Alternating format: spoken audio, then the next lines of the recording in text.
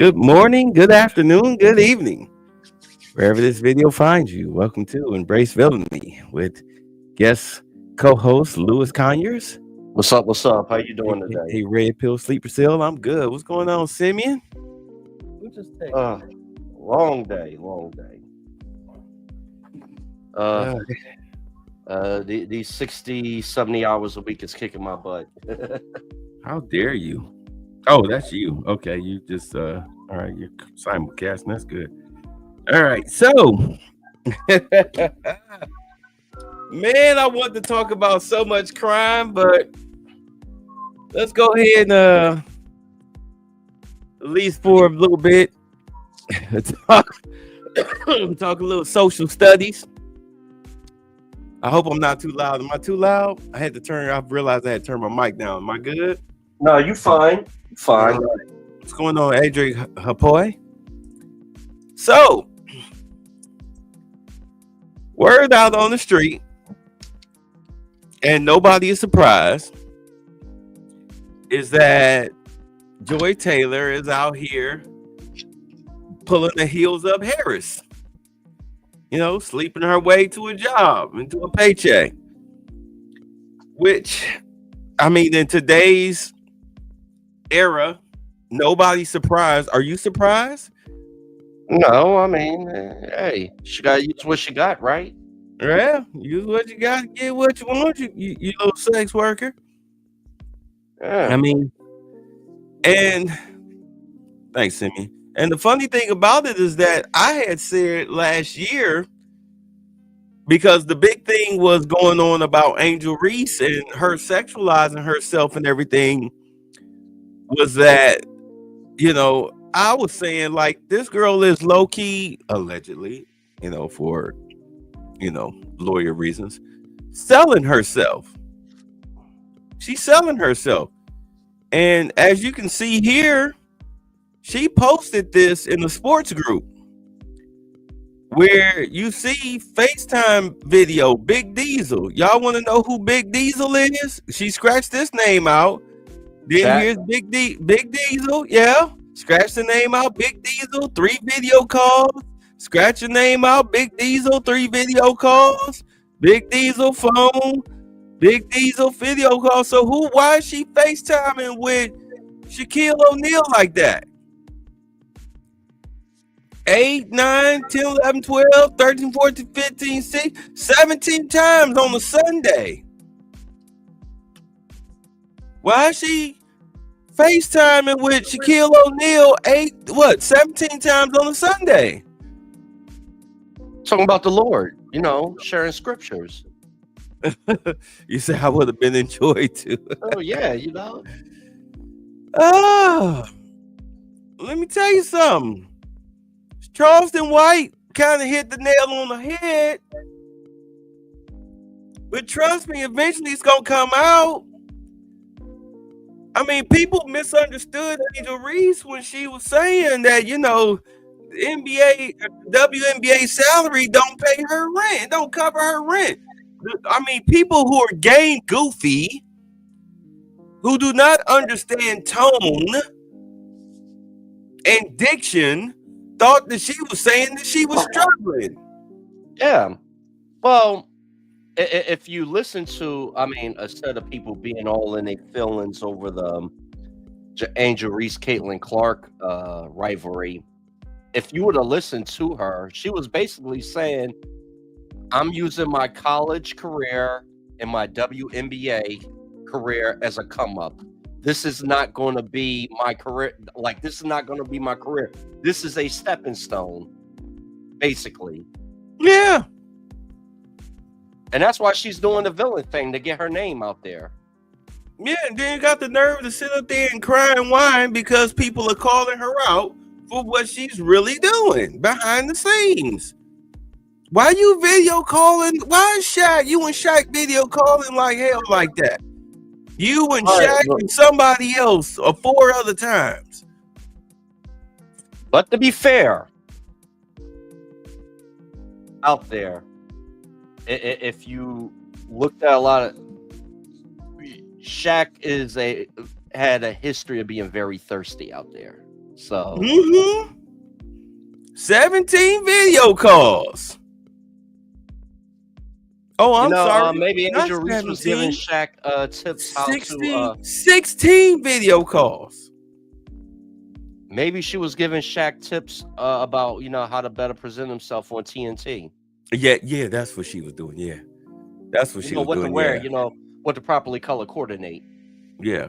Do understand that, I mean, you're living in an era where prostitution is the name of the game. Stop playing stupid. She probably want to have Shaq baby. Stop playing stupid. This is why I'm not surprised at what Joy Taylor got going on. Matter of fact, let's play. Just keep it a buck. If they're fine enough, if they're funny enough, or if their financial status is what you want. Fine, funny, fucking money.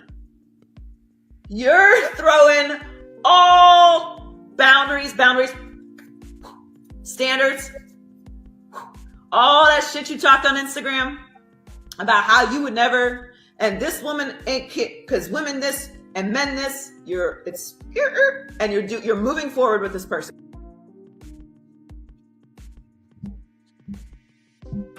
She has a masculine voice. Well, most sex workers do.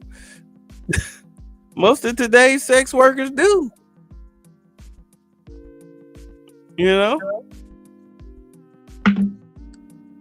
I mean, you heard what she said. Hey, look, the money right, you can get that box. Yeah. I mean, what else has she done said? Let's see.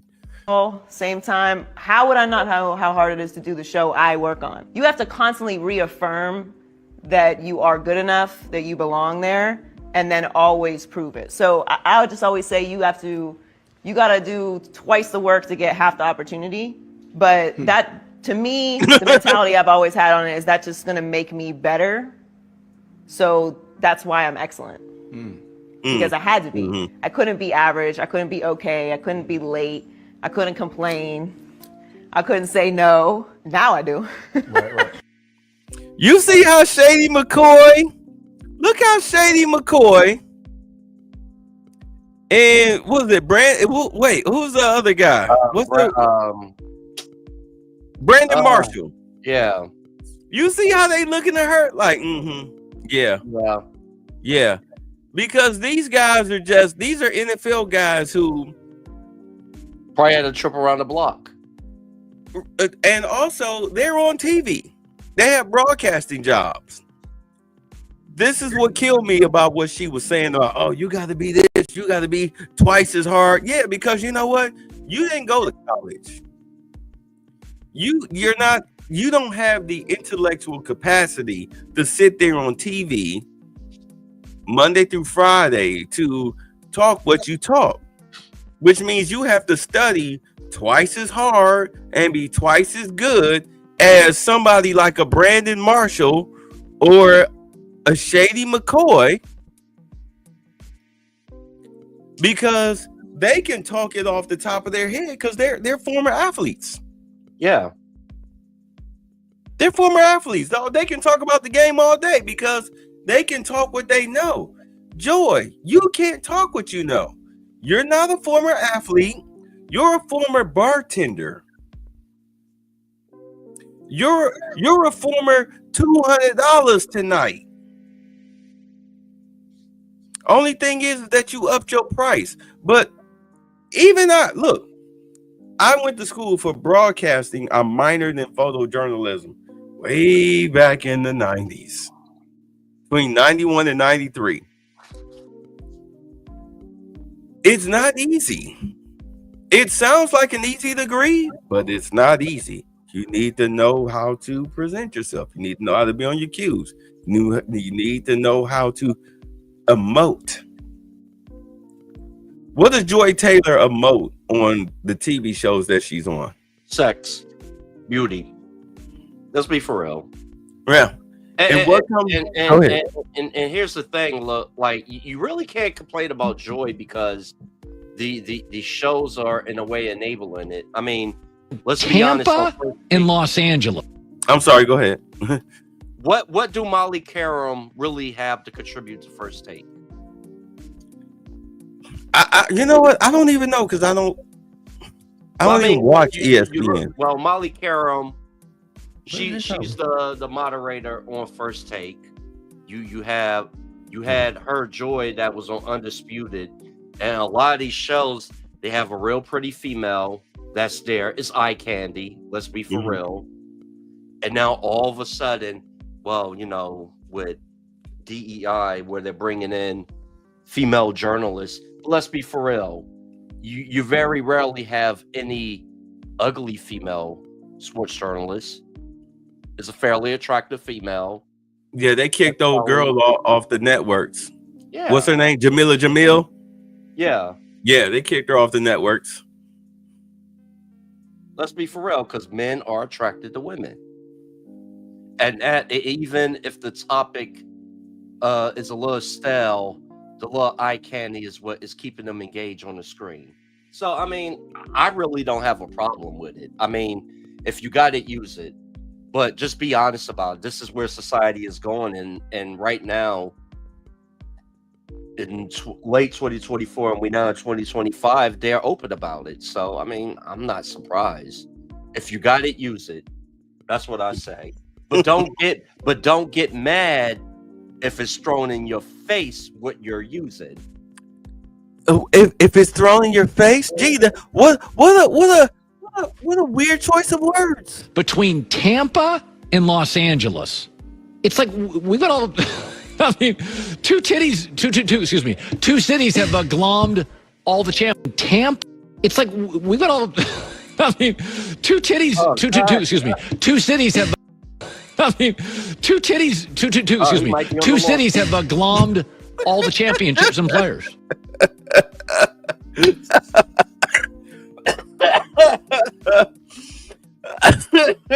Oh, Colin, what did you say, Colin? Yeah, What milk. are He you gets saying? milk. Hey, he was thinking about milk. You know, getting some milk. You know, little mammary glands. What are you? Oh, Colin, what are you saying? What? Undisputed. Yeah, we co-host, but this is your show, so I owe you a little gratitude. But Joy better not ask me. I mean, Joy, my girl, but Joy better not ask me when I'm coming back. You know what I'm saying? I mean, me and Joy cool, but we go. Look at the look on her face. I mean, Joy, my girl, but Joy better not ask me when I'm coming back. You know what I'm saying? I mean, me and Joy cool, but we go. You know.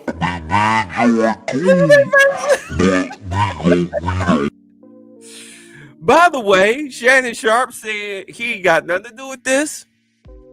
Keep his name out y'all mouths. Yeah. He ain't in the lawsuit. He ain't in the lawsuit. But we know who is in the lawsuit, though, don't we? Drip Bellis. Got done with rehearsal for the new show Speak, and I got to take a moment to shout out my co-host Joy Taylor. Look, okay, now look, watch how many times he smell his finger. Like, why was bro smell his finger? After rehearsals, right?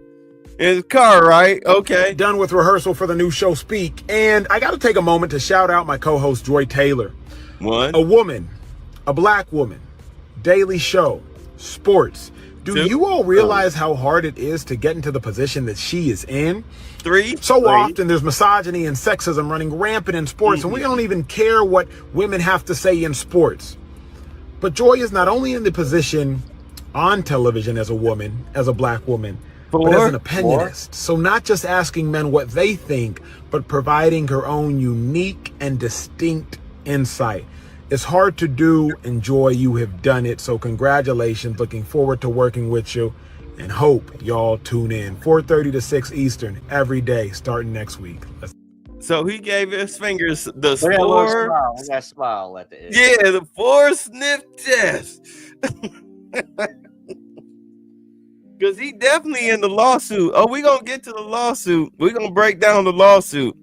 Because there's some things going on with that lawsuit that there's some things that are said in that lawsuit that are spoken yet unspoken. Okay? You say he's trying to cover his own ass after banking her. Keep in mind, he took this video down. This is one of the videos a man Ocho took down. Hey, what's his name? Emmanuel Ocho? Yeah. Yeah, he took this video down. Akko. Okay. Yeah, this is no longer on his profile. And here's another video before we get into reading the lawsuit In that the he sports did. industry, I do not know anyone that is more impressive in every way, shape, or form than the one and only Joy Taylor, ladies and gentlemen.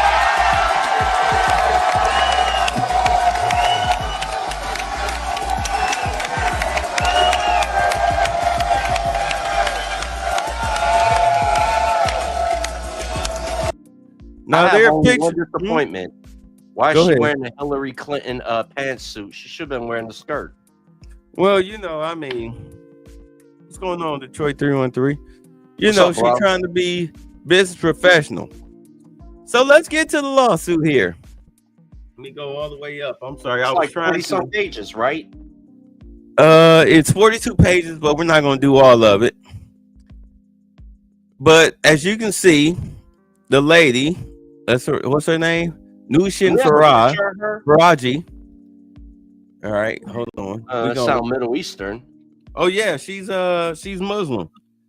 We're gonna Google her name. I'm gonna show y'all what she looked like, Probably Lebanese. cause she's not. Lebanese. She ain't ugly. All right, so here she is.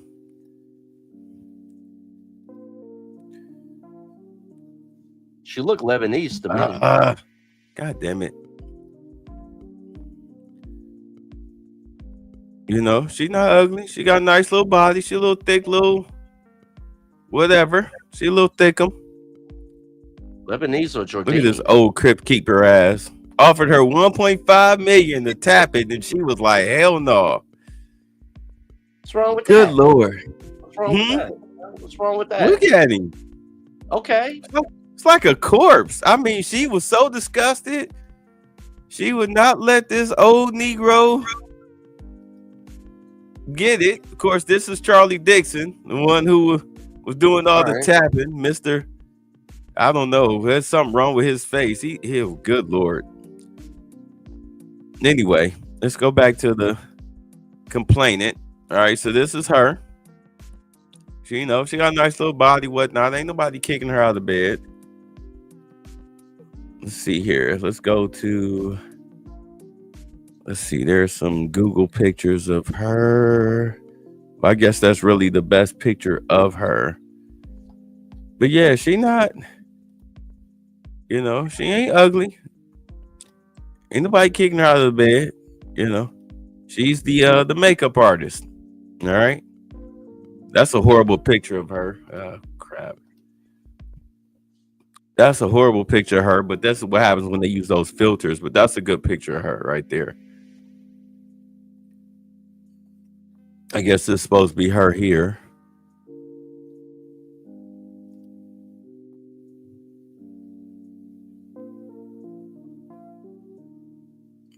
Anyway.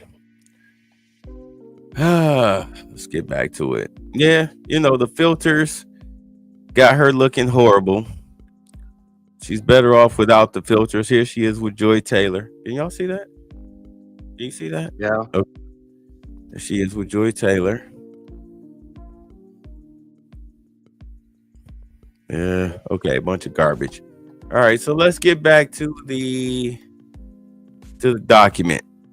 All right, so she's saying failure to pay minimum wages, failure to pay overtime wages, failure to reimburse business expenses, failure to pay all wages upon separation, failure to furnish accurate itemized wage statements, unfair, unlawful, or fraudulent business practices, the individual complaint, sexual battery, hostile work environment, sex and gender, hostile work environment, race and national origin, hostile work environment, disability, failure to prevent harassment, negligent supervision, hiring and retention, retaliation, and wrongful termination. And she demands for a jury trial.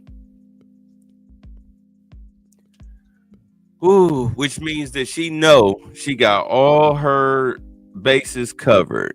$1 million ahead is crazy work. Let's see, 1.5 million. Hell no. You know what? Somebody else was saying this. about the price tag that Skip allegedly offered her. And let me tell you right now, considering what you have in your savings account right now, think of the one chick, celebrity or local chick or whatever, that you would, oh my God, you would quote unquote kill the top. And I don't mean no quick little, pants halfway pulled down, quick little action. I mean like go to bed at 9, start at 9 and end at 8 o'clock in the morning. How much are you willing to pay? You willing to cough up half your bank account?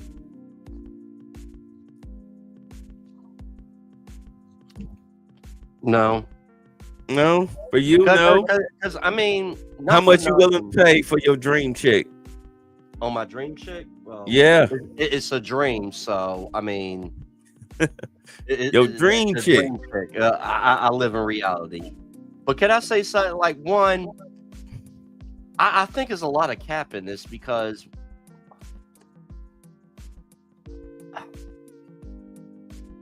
Skip Bayless hang out with Lil Wayne and he has clout. I would see a woman dropping the drawers to him just to get some clout. Why would Skip have to pay? I'm being serious here. Like, I don't see. All right, I could see Skip Bayless or Stephen A. going to a escort, engaging with an escort, because with escorts it's private, and a lot of people with money and means, they engage with escorts. They don't engage with streetwalkers, the ones that are smart.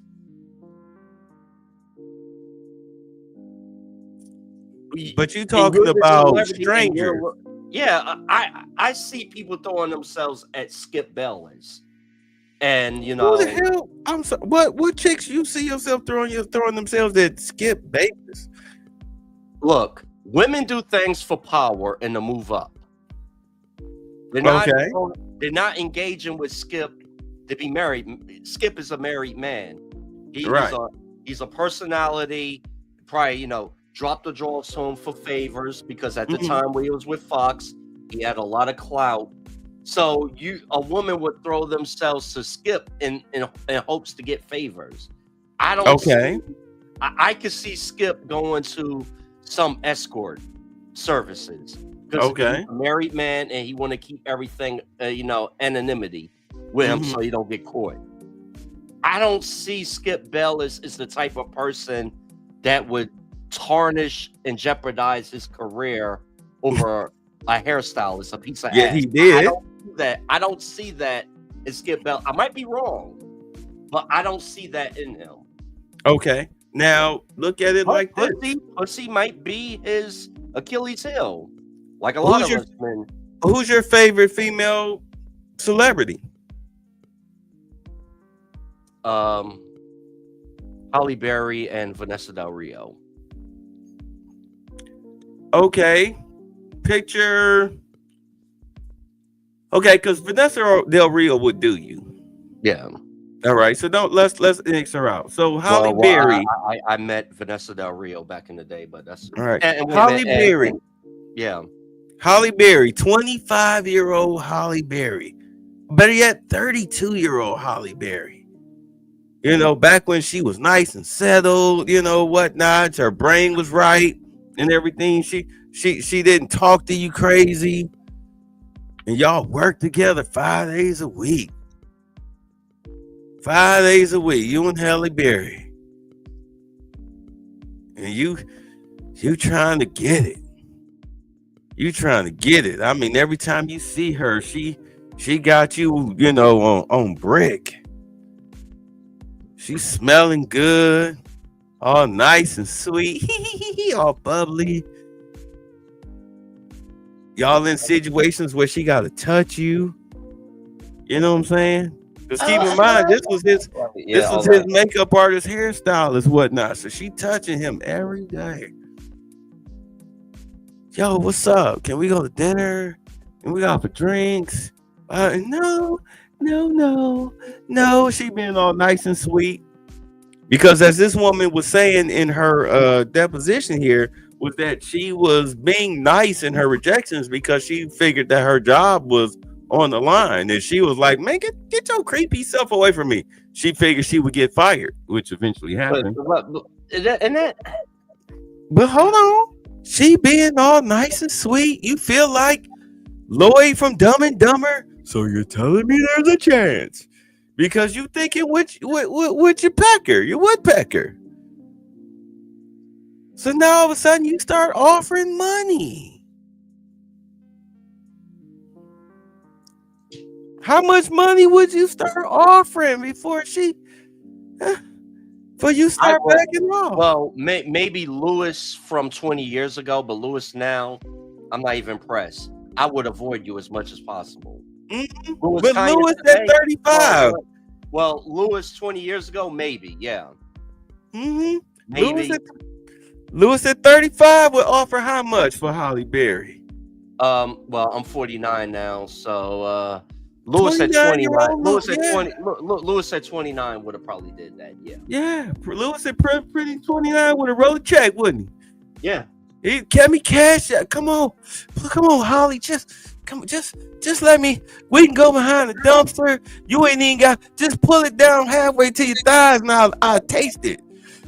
Just let me taste it. How much would you pay at 29 years old to just taste Holly Berry for 10 minutes behind the dumpster? Well, 29-year-old Lewis would have paid for her used panties, so. Mm-hmm. Sniffing like mama. Sniffing like mama. All in the dressing room. Just y'all see Lewis. Yeah, that's Skip Bayless at 75 years old. I don't see. I was listening to Stephen A's podcast today, and Stephen A said he doesn't see that in Skip because all the times they worked, Skip had the reputation of being very aloof. Even when you had the Skip and Shannon beef going on, I was listening to a lot of stuff what Shannon would say, like when they got together, he thought, yeah, we'd be friends, and like he kept a distance with everybody, and Stephen A basically said, that Skip kept people away as a protection mechanism, basically. So, and how long ago was that again? If it is true, it doesn't surprise me. Yeah, it wouldn't surprise me, but I just don't see it. I don't see that. I see that more in Shannon Sharp, but I don't see that in Skip Bayless, and I don't even see that in Stephen A. Smith. I just don't see it in Skip because I just don't. Well, but it is. You may not see it, but it is what it is. What's up, Naris Black? This is a civil lawsuit. I mean, no, right. So, Blood Boiling, how much would you pay for Christina Hendricks or Sofia Vergara? Because I know both of them are hot. Both of them are some double D sexy mamas. Sofia Vergara, oh my God. Every time I watch I put it to you like this. What was that show she was on? Modern Family? I used to love when the skit they showed Al Bundy. 100 million. He pay 100 million. He take out the bank loan and sell his family. Let's get to it. All right. So comes now plaintiff Nushin Faraji, an individual, against defendant Fox Corporation. Let's see. I want to read because all this is just a lot of freaking garbage. Let's see. Collectively referred to as Fox Sports, and together with Fox Corp as Fox defended Charlie Dixon. And those of you, you guys know who Charlie Dixon is. We shouldn't have to go over it, but again, this is Charlie Dixon, this weirdo dude with messed up teeth and crazy eyes. All right, that's Charlie Dixon. Ah, That's Defendant- that's the head of Fox Sports, right? yeah, that's the head of the that's Well- the I think the program director or something. Well, go back to him. His Okay. picture.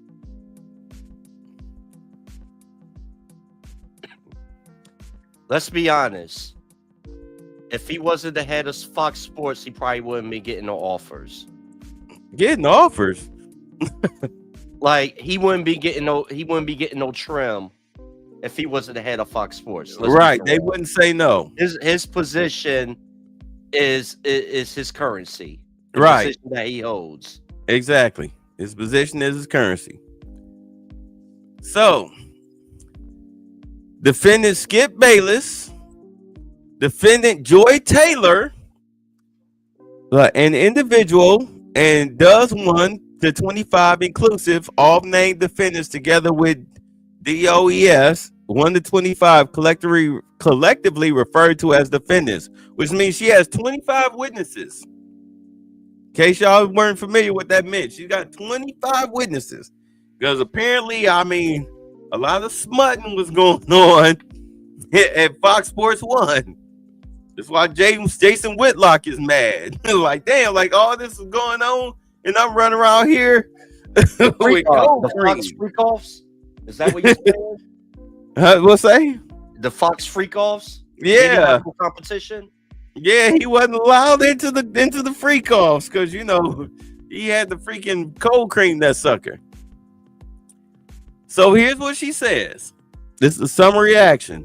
Ms. Faraji brings forth this action because for over a decade at Fox, she was forced to endure misogynistic, oh, here we go with that, racist and albeit workplace where executives and talent were allowed to physically and verbally abuse workers with impunity. When Ms. Faraji and others came forward to report the wrongdoing, instead of addressing their concerns, Fox retaliated against them while the perpetrators and those who protected them were inexplicably promoted.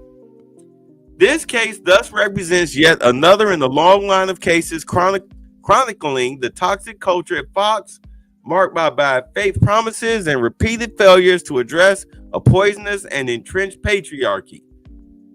Oh, God. Let me tell you, when a woman says patriarchy, I tune her out, especially a black chick. Oh, God. She's not black, but when they say you that, know- I tune them out. You.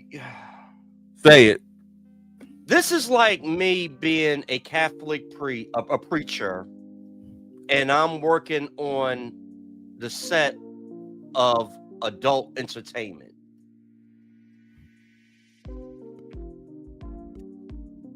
And I will have the nerve to complain about the occupation. I mean, you're a hairstylist. You could work in Hollywood. You're in a hyper masculine environment which deals with sports. And really, I mean, well, the women on camera is only there for eyepiece. And I'm not, and I know it's gonna be some jackass out there. Well, what are you saying, that she deserves the harassment? No, I'm not saying No, that. nobody said that. I mean, why wait now to sue civilly, where even during that era was the era of Me Too? Why not bring that to the attention then? I think what it was. For Christ's sakes, you had Harvey Weinstein brought down because of Me Too, and that would have been a prime environment to do that if it was true. I think what it was, as long as you know, it's just talk. But as long as you keep your hands to yourself, you're good. Because do understand, Marshall Faulk Got fired for some inappropriate behavior on NFL Network. Yeah, him and who was the linebacker that used to play for Washington? You're talking about the one with the dreads. Yeah, it was 3 of them. I forgot Marshall his name. Faulk, that linebacker, and another player, 3 former players. They all got fired for harassing again another hairstylist / makeup artist behind the scenes. All right, what's going on, Sick Diggy, AB Media? Let's see. All right, so let's get into it. Google that. Give me those names. All right. All right, so Ms. Faraji also brings forth an action on behalf of herself and Fox's current and former non-exempt hourly employees employed in California, beginning 4 years prior to the filing of this complaint and ending on the date as determined by the court, specifically during the class period. Fox has consistent policy and or practice of failing to pay employees all minimum wages, failing to pay employees all overtime wages, failure to reimburse them, blah, blah, blah, blah, blah, blah, blah. Okay, this is about the money. Was it LeVar Arrington? Yep, LeVar Arrington. All right, I'm typing it right now, Marshall. All right, so defendant Charlie Dixon is the executive vice president of content. Let's see, overseeing all content and production on the network. Let's see, in July 2016, the very significant hiring of former Fox Keith Sports Evans. president. Who? It was Marshall Faulk, Keith Evans, and Ike Taylor. Okay, yeah, they all got fired for harassing Well, like I could see something like that from a Pittsburgh Steeler. Yeah. That's MO, so I mean, harassing a makeup artist / backhand chick. Let's see.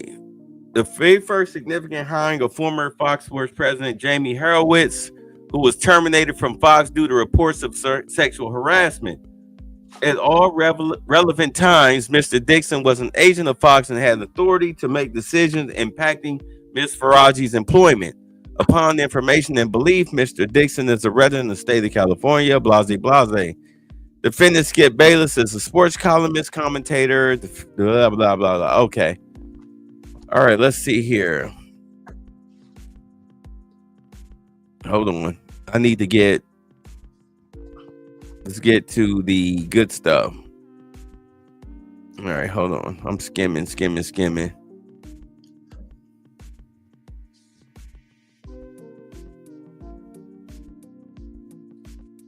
Let's see here. Hold on. All right, so this is about her going to the people's houses and she wasn't getting paid the kid fee to show up at their. So this is about the money. All right, so here we go. All right, so in approximately March 2016, Ms. Faraji met Ms. Taylor, an aspiring sports personality that had recently moved from Miami to Los Angeles for the opportunity of airtime at Fox. At the time, Ms. Taylor did not have a regular position, but would fill in on a day-to-day basis when talent was sick or otherwise missed time. Ms. Taylor told Ms. Faraji that she was recently wed, but her husband remained in Miami and that she was lonely in Los Angeles. I don't remember Joy Taylor being married. I know she's a single mother. yeah, from the stuff that I heard about it, that she was married when she was allegedly messing with these individuals at Fox, and then the husband found out and he filed for divorce. Right, but I don't ever remember hearing about her being married until yesterday. And I remember her being a single mother. I remember her complaining about being riding the cock carousel. Of course, if y'all are not familiar, if y'all remember, y'all the sports guys, Jason Taylor, former pass rusher who used to play for the Miami Dolphins, that's his sister. All right, that's his sister. Now, I don't ever remember them being black. I always thought Jason and her were Hispanic or Cuban. But with the last name Taylor? Doesn't matter. I mean, you have Italian. I mean, Frank Castle, the Punisher. His real name is Castiglione, but you wouldn't know that because a lot of people who come here as immigrants, they change their last names in order to fit in. You know what I'm saying? They change their last names to fit in. But when you look at him, I don't look at her and see black woman. I see Hispanic. Do you look at her and see black woman? Well, honestly, I always thought she was mulatto, biracial, to be honest. You know, I look at her and I see Hispanic. She honestly, look, maybe because I grew up in Jersey and trust Toya could attest to this. That's how a lot of going on, Ramos Trust? look.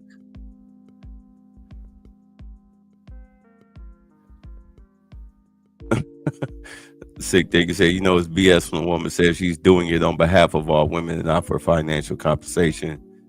Trust says, I'm standing upright. How about you, Toya? Okay, is that Toya? I love the Punisher. Oh my God, I'm still mad it ended. Oh, don't worry, the Punisher is coming back with Marvel. They're just trying to figure out what they're doing with it. All right, so let's get back to it. All right. Yeah, but I didn't know she was married. I always thought that she was just a typical single mother, which of course she behaved like one, unfortunately. All right, so Miss Taylor then befriended Miss Faraji on approximately May 2016. Miss Taylor asked Miss Faraji to meet for a drink in Santa Monica. When Miss Faraji arrived, she found Miss Taylor with an older man, Fox Sports executive, vice president of content, Mr. Dixon. Okay, an old little ugly white man. When Mr. Dixon went to buy them another round of spicy margaritas, Miss Faraji asked who he was. Miss Taylor responded that he was just a friend. Following that night, whenever Miss Faraji would meet with Miss Taylor for drinks or food, Mr. Dixon would either arrive with Miss Taylor or show up later in the night and leave with Miss Taylor. He would always buy rounds of drinks and or food. From their body language, Miss Faraji suspected that the pair were sleeping with each other, and although this concerned Miss Faraji as she knew Miss Taylor was recently married, Miss Faraji kept her opinions to herself. Now, let me break this down for y'all for those of y'all that don't know.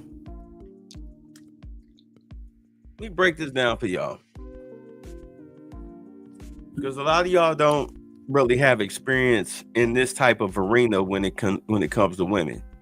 Understand something. The whole reason why she would meet Joy Taylor for drinks and this dude would show up all the time buying drinks or whatnot, even though it was supposed to be quote unquote girls' night, was because he was. It wasn't on him, it was on Joy trying to coax this woman into being comfortable enough into doing a three-way with her and him.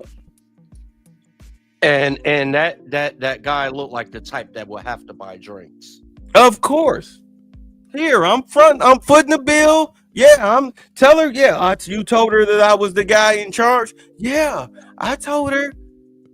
Well, what's going on? What's the vibe are you getting? Do it seem like she wanna come back to the house and, or come back to the hotel or something, or do something? No, not yet. I'm working on her. I'm trying to see where she's staying. I'm not sure. I can't really read her. Well, we'll keep seeing. We'll keep pushing. See where she at. Maybe drop a little hint there, here or there, and see where she at. She said you got jokes. That's exactly what was going on. That's exactly what was going on with this. Hey, you and I, let's meet up for drinks, girls' night out. And this dude, the head of over here at Fox Network, keep popping up. That's exactly exactly what was going on. And it wasn't the first time that it happened. We'll get into it. In approximately June 2016, while at work, Miss Faraji noticed Mr. Dixon in the elevator, because she didn't really understand that he worked there. Surprised by the coincidence, Miss Faraji found Miss Taylor and told her excitedly, the guy who always buys our drinks was in the elevator. Miss Taylor quickly silenced Miss Faraji, explaining who he was. Okay. Because she didn't let the cat out the bag. She was just hoping that the chick would get drunk enough and maybe fall into it. Just Mr. happens Rogers- to fall in a situation, huh? Exactly, trying to fall into the situation. But now she know who he is. Miss Faraji became alarmed and warned Miss Taylor that such a relationship was unsafe. To distance herself, as she considered the situation dangerous as well as morally wrong, as Miss Taylor and Mr. Dixon were both married. So this was a chick with morals. Okay, all right, hold it right there.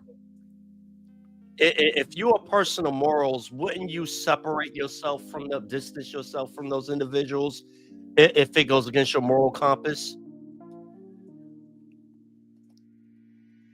Well, understand, she didn't know what she didn't know what the relationship was. She probably thought that this was probably Joy's possible husband, because Joy never told her who this guy was to her. He was just a guy who always showed up. So she was probably like, oh, well, this is probably her boyfriend or something. You know what I'm saying? I mean, clearly the woman didn't know who Mr. Dixon was to Joy Taylor and Fox Sports until she saw him in the elevator. So she just, assumed. It's like if me and you go out for drinks, like let's say we go out for drink twice a week, for like 3 weeks. And there's some chick that's always with you or whatnot. And I mean, I don't really question it, but I see y'all all, she rubbing on your leg, y'all all cuddled up and drinking whatnot. I mean, I figure, oh, well, that must be his boo thing.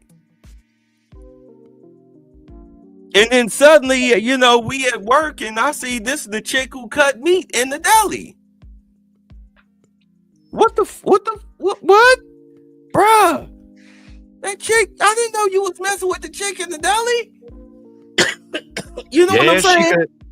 Babe, she could cut some bologna. Yeah, I bet she can. That's how it hit her. That's how it hit her. So, but all right, but even with that, all right, you work at Fox Sports, you get hired there, and these individuals with power and authority is around. Wouldn't someone tell you? Because wherever I got employed at, I was always brought aware, debriefed on who the chain of command is. You're a manager, right? Yeah. This is just a lowly little hairdresser makeup artist. This chick just trying to do her job and bounce. She got her own problems to worry about. She ain't really trying to be in it like that. And now that she done seen Joy Taylor and this dude, she like, wait, hold on. You told me you was married. I thought that was your husband. This turned out to be a guy. This your boss?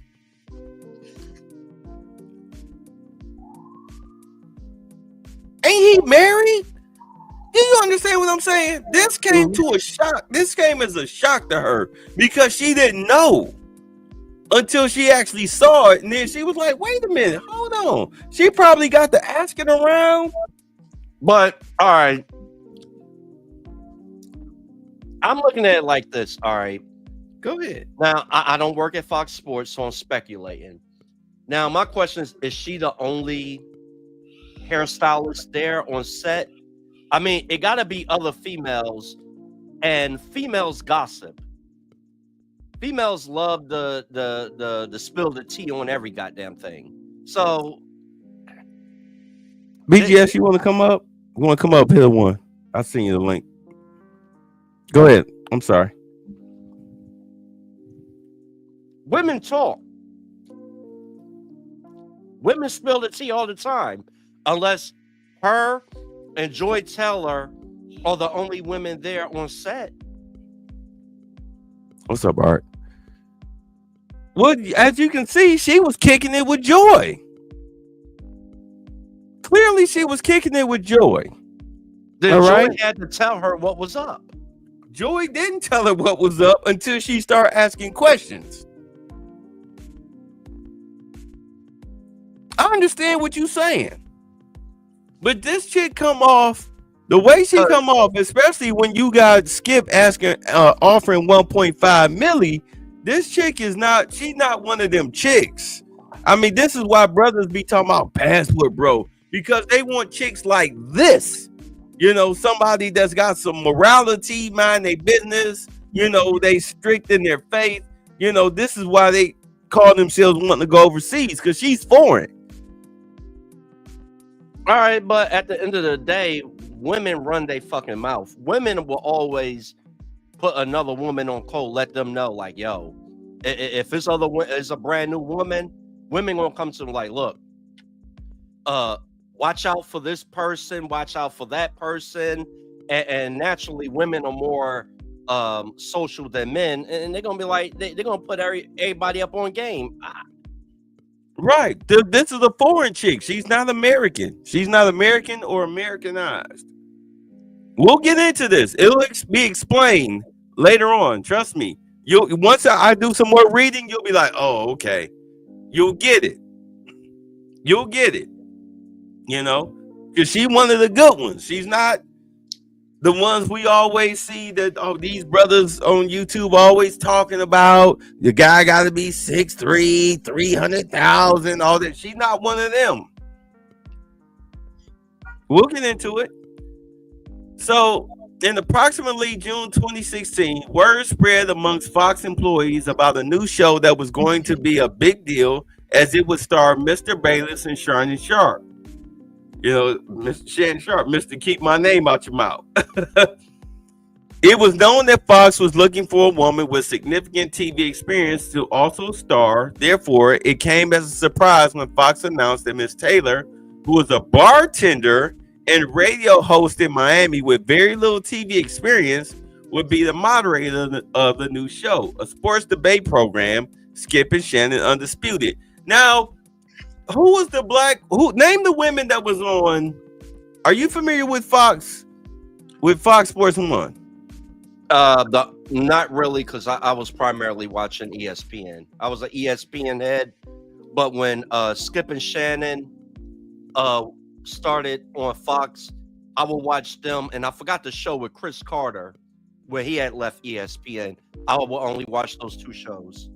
All right, so here's who you had on those shows. You had Alex Curry, Jenny Tav, Carissa Thompson, who has sex tapes out, Christina Pink, all right, Jamie Little, and let's see, who was the one girl?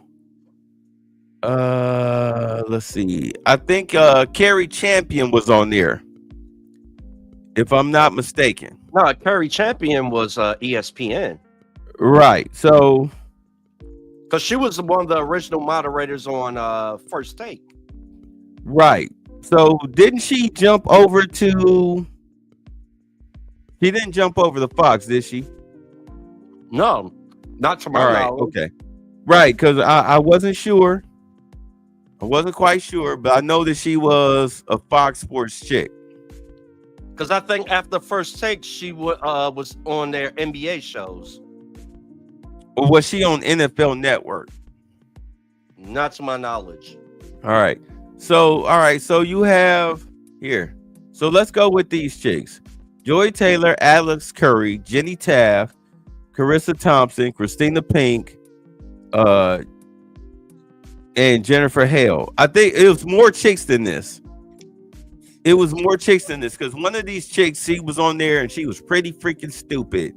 What was the one that tried to get LeVar Ball in trouble? Damn it. Did this just die on me? Oh, okay, here we go. Let's see here. Damn it.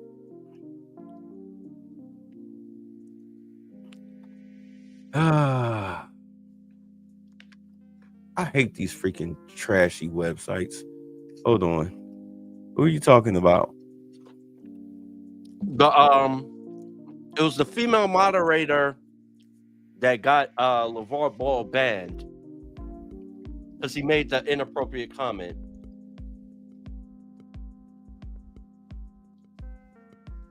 That's a good question. All right, hold on. Let me see here. Because some of these women don't work here. They were working there and they don't work there anymore. Let's see here. Let's see. Carrie Lloyd. No. Michelle B though. No, it wasn't Michelle B though. No. Who is that? Hey, I cannot think of her name, but she freaking sucked. She sucked. Hold on. And she wound up because she was kind of co-hosting Colin Cowherd's show. Yeah. Let's see. Hold on. Let me see here. Wasn't Jennifer Hale. Let's see. Wasn't Jenny Taft.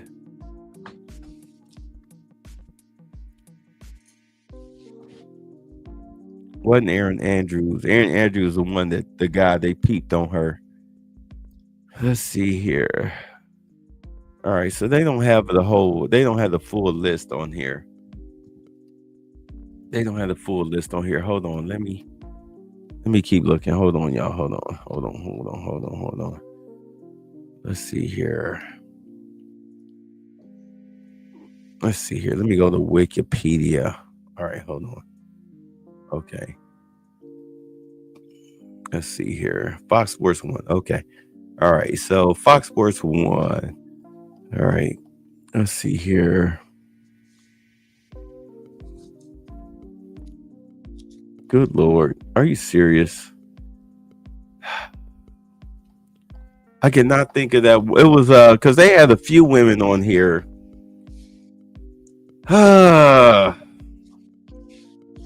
Hold on, I'll figure it out. Let's see here. Fox Sports female host complete. Let's see.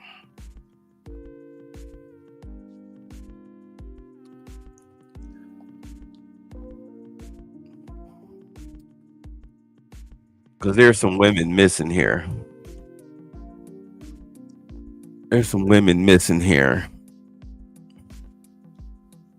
Good Lord. I mean, the internet is supposed to help you, but it's such a mess. Let's see here. Okay, women of Fox Sports. Let me check this.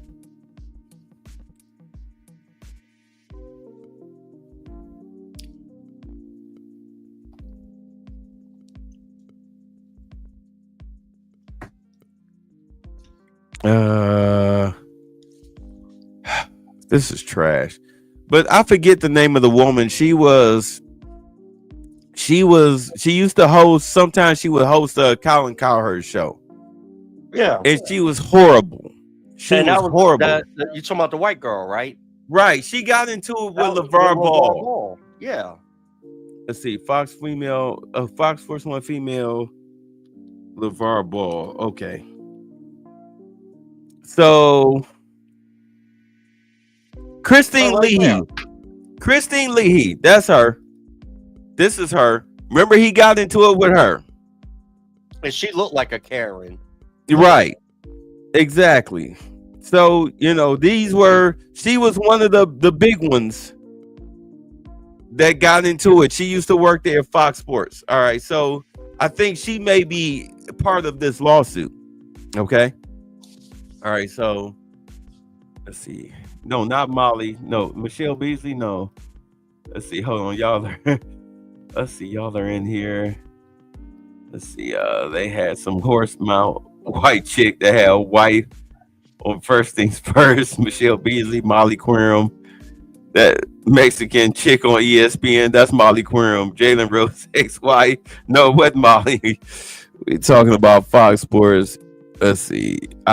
Okay, I'm hitting Melissa Ford on my channel this week. He told her to stay in her lane. Yes, that's just it. Okay, y'all right. So it was Christine Leahy. I think she was part of this lawsuit because understand this dude Dixon was there from the inception. All right, so let's get into it. So Mr. Bayless later disclosed to Ms. Faraji that he did not want Ms. Taylor on the show. Understand the game that's about to be played here now. But Mr. Dixon was adamant that Miss Taylor should star. At first, Mr. Dixon arranged a dinner between Mr. Bayless and Miss Taylor, where she arrived in provocative clothing and acted in a provocative manner. Now, what do you think she was trying to do? Trying to seduce Skip. Right. So Joy was trying to throw Skip the taco. Yeah, she's trying to use her dark femininity. Yeah. She was trying to throw Skip the taco, but Skip didn't want her. Skip didn't want her because she was not his cup of tea. Plus, he had probably already knew, because like you were saying, Lewis, people in the business, you on the job, everybody talk. When you get in, they're gonna tell you this person's a dog, this person is gay, this person has STDs, this person is creepy. Watch out for this person. Like I said, I don't see that in Skip, and I don't see that in Stephen A. Because right. One, they're journalists. They always been embedded in the locker rooms, and they're always privy to all the drama. Even Stephen A says a lot when we talk, is like, there's plenty of stuff I know that I don't even talk about just because of the friendship I have with these individuals. And they see the things firsthand. I can see that from a Marshall Faulk, like an athlete or something. Right. I don't see that from Skip or Skip Bayless. Ooh. And plus, they've been in the game for what, forever. So right, Skip been at it since he was in his 20s. Yeah, so but there's no telling how many trail of bodies Skip done left. Yeah, you know, from mutual, mutual encounters. Yeah, you know, there's no telling how many, mutual encounters he's had. Just like Tiger Woods. We thought Tiger Woods was nice and clean until his wife came at him with a golf club because the chick left a message on his cell phone. On his house phone. But I could see that from Tiger Woods, though. Okay. So here we go. So Joy tried to throw Skip the taco, but Skip didn't want it. Because, that is his boss that he's dealing with. This is his boss's side piece. You know what I'm saying? That can be very messy. Understand, sleeping with your boss's side piece can be very messy. Because this is how people wind up owning and controlling you. They have dirt on you. This is why you have... Huh? But like, you fucking with my hoe? You can't This is why Hollywood is the way that it is. Where they remember they released the pictures of John Travolta with the makeup and drag. Yeah. Understand something. John Travolta was a big rising star back in the 70s, 80s. Remember he did Saturday Night Fever. Staying alive. And he did that whole roller skating scene and everything. Yeah, and he fell off in Pulp Fiction, rejuvenated his career. Right, because John Travolta didn't want to take part in the casting couch. He wasn't going to let some gay dude run up in him, or he wasn't going to run up in no gay dude, or let no gay dude kiss the tip. He wouldn't play ball. So his career was destroyed. So he didn't want to stick his spoon in no chili. Right. It wasn't until after all those guys, 20-something years later, they finally fell off, passed away, or retired or whatnot, that he finally got his shot again. And who gave him his shot? Harvey who? Weinstein. Right. And what was the movie? Pulp Fiction. Exactly. Gave him his shot again. It made him a star again, because John Travolta always had talent. But in order for John Travolta to do that, what did he have to do? He had to partake in a humiliation ritual. What's the humiliation ritual? Dave Chappelle told us on Oprah. What was it? Put on a dress. Exactly. Ain't putting on no dress. Oh, come on, it'll be funny. No, not putting on no dress. Ain't how I roll. But John Travolta put on the dress behind closed doors with the makeup and everything. What's the picture of LeBron James out here circulating? in the maid outfit. Yes, exactly. You in a maid outfit. You LeBron James. You 7'12", big ashy rusty Negro, run around here in a French maid's outfit. Why at Diddy's house? Why? And got some of that Johnson & Johnson. That's exactly what was going. That's exactly what goes on in this entertainment industry. So anyway, John Travolta was a Hairspray. I don't remember Hairspray, but I know Hairspray was a movie that I was not allowed to watch. He looked pretty happy in that movie, Hairspray. He probably was. All right, so let's get into it. So when that did not change Mr. Bayless's opinion of Miss Taylor, Mr. Dixon asked him to approve of her as a favor to him. Reluctantly, Mr. Bayless agreed to do so as a favor to his friend. Around August of 2016, Miss Faraji attended a dinner with Miss Taylor and her husband and Mr. Dixon and his wife. During the dinner, Miss Taylor's husband became suspicious that Miss Taylor and Mr. Dixon were having a sexual relationship soon because one of them could not play their position.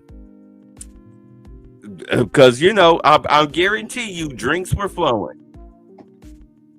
Drinks were flowing, and the number one thing about alcohol is that it loosens your inhibitions. And then, like that, what do they say about a drunk person?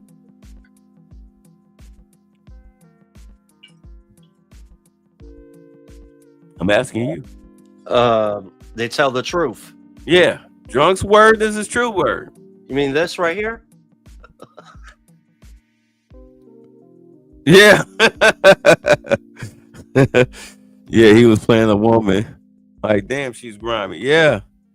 The Geek Underground. Yeah. Let's see. So, where we at? Okay. So, he said during the dinner, Miss Taylor's husband became Miss Taylor's husband became suspicious that Miss Taylor and Mr. Dixon were having a sexual relationship. Soon after the dinner, Miss Taylor's husband found evidence of the inappropriate relationship and divorced Miss Taylor. What do you think he did to find the evidence? Probably looking at the body language or texts, emails. He went to her phone. Of course. Because motherfuckers are too stupid to they don't know to clean out the evidence out of your phone. It's a trophy. All the sexual pictures and all videos and all that stuff. It's trophies. So don't talk about the military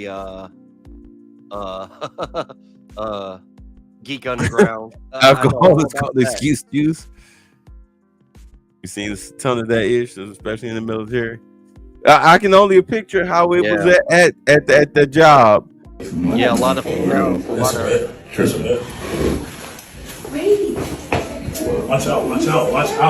I get Nice. play too much, man, for real. That's a bit. Here's a bit. Watch out. I get it. Watch out. I can only imagine how it was around Fox Sports 1.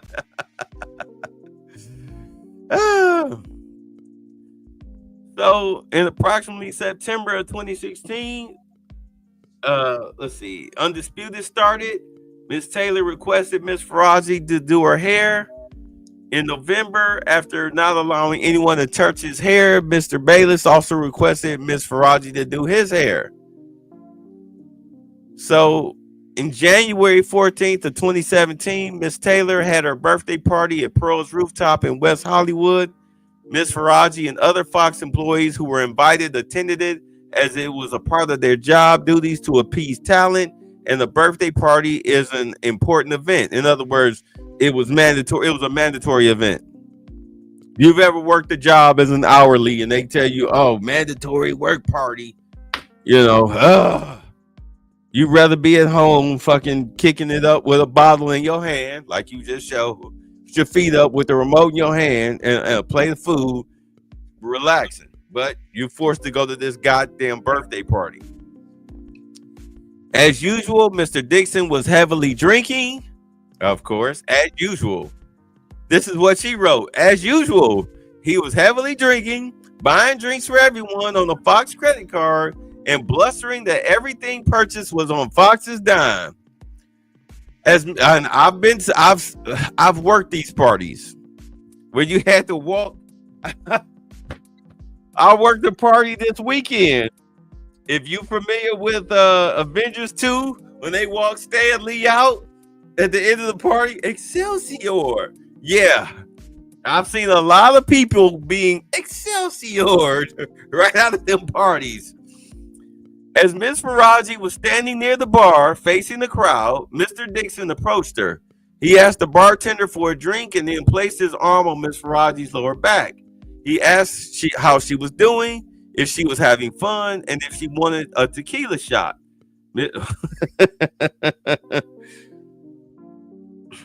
If you're not familiar with tequila shots, like straight tequila, no ice or nothing, even with ice, but tequila is where you wake up regretting and trying to piece together the things that happened to you that night, wondering why your underwear is on a lampshade or around one of your ankles, or why you sleeping out on the front lawn, things like that. Tequila is blackout juice. Let's just say that. Okay. Miss Faraji felt very uncomfortable by his unsolicited touching and responded, "No, thank you." Mr. Dixon then moved his hand lower and started rubbing her body and grabbing her buttocks. She looked like she got a nice one. I mean, I'm just saying, I'm not condoning what he did. I'm just saying she's foreign, she thick. Y'all seen the pictures. Miss Faraji was mortified, but quickly thought to fake an incoming call to escape from the situation. I mean, yeah, he's a troll-looking boss, white dude. Miss Faraji did not know who to turn to, but she knew Miss Taylor was sleeping with Mr. Dixon. She turned to her. Yeah, because the cat was out the bag, Surprisingly, Miss Taylor responded to get over it and explained that she herself only had her job because Mr. Dixon, and that Miss Faraji only had her job because Miss Taylor requested her. She warned that Mr. Dixon could take both away. Oh, wow. So in 2017, she pretty much let her know, like, the only reason why you got a job is because I think you cool. Yeah, I think you cool. Miss Faraji was terrified and then turned to her co-worker, Anonymous, to discuss the situation. Anonymous responded that Mr. Dixon was disgusting, that the entire situation was sick, but that it wasn't shocking given Fox's culture, and that Miss Faraji should remain quiet if she wanted to keep her job. What did I say earlier? What? I said, there's other women there that will put other women on game. And let's be for real, that's been a part of Fox culture. If you watch Fox News, they have where all the women wear mini skirts and always showing their legs. And it's a certain, I don't know much about it, but it's a certain YouTube channel. All they do is show Fox women in mini skirts that show their legs. I don't know much about it, but it's out there somewhere in YouTube. Oh yeah, they talked about that. Who was the guy that used to run Fox? Rupert Murdoch. Yeah, that was the thing. He always used to get these blondes, and they would always, either mainly blondes, they would always wear mini skirts or near mini skirts, and they would show their legs. Yeah, and they're constantly crossing their legs during the show. Yeah, you see, what's the name say? What's his name? Pronounce that. The Greek Underground 3. Yeah, he said I was harassed like that in the LAUSD by a female. Yeah. What's her name? Tiffany Henyard. I love you, and there's nothing you can do about it. And you could tell that who she was talking to was another woman. Yeah. Yeah, she was talking to the anonymous was another woman. Yeah, probably fellow hair, either the program director or hairstylist, somewhere in the behind the scenes on the set. Right, or probably one of those female commentators. Yeah. Watch out for so-and-so. He's a piece of work, child. Come on. Yeah.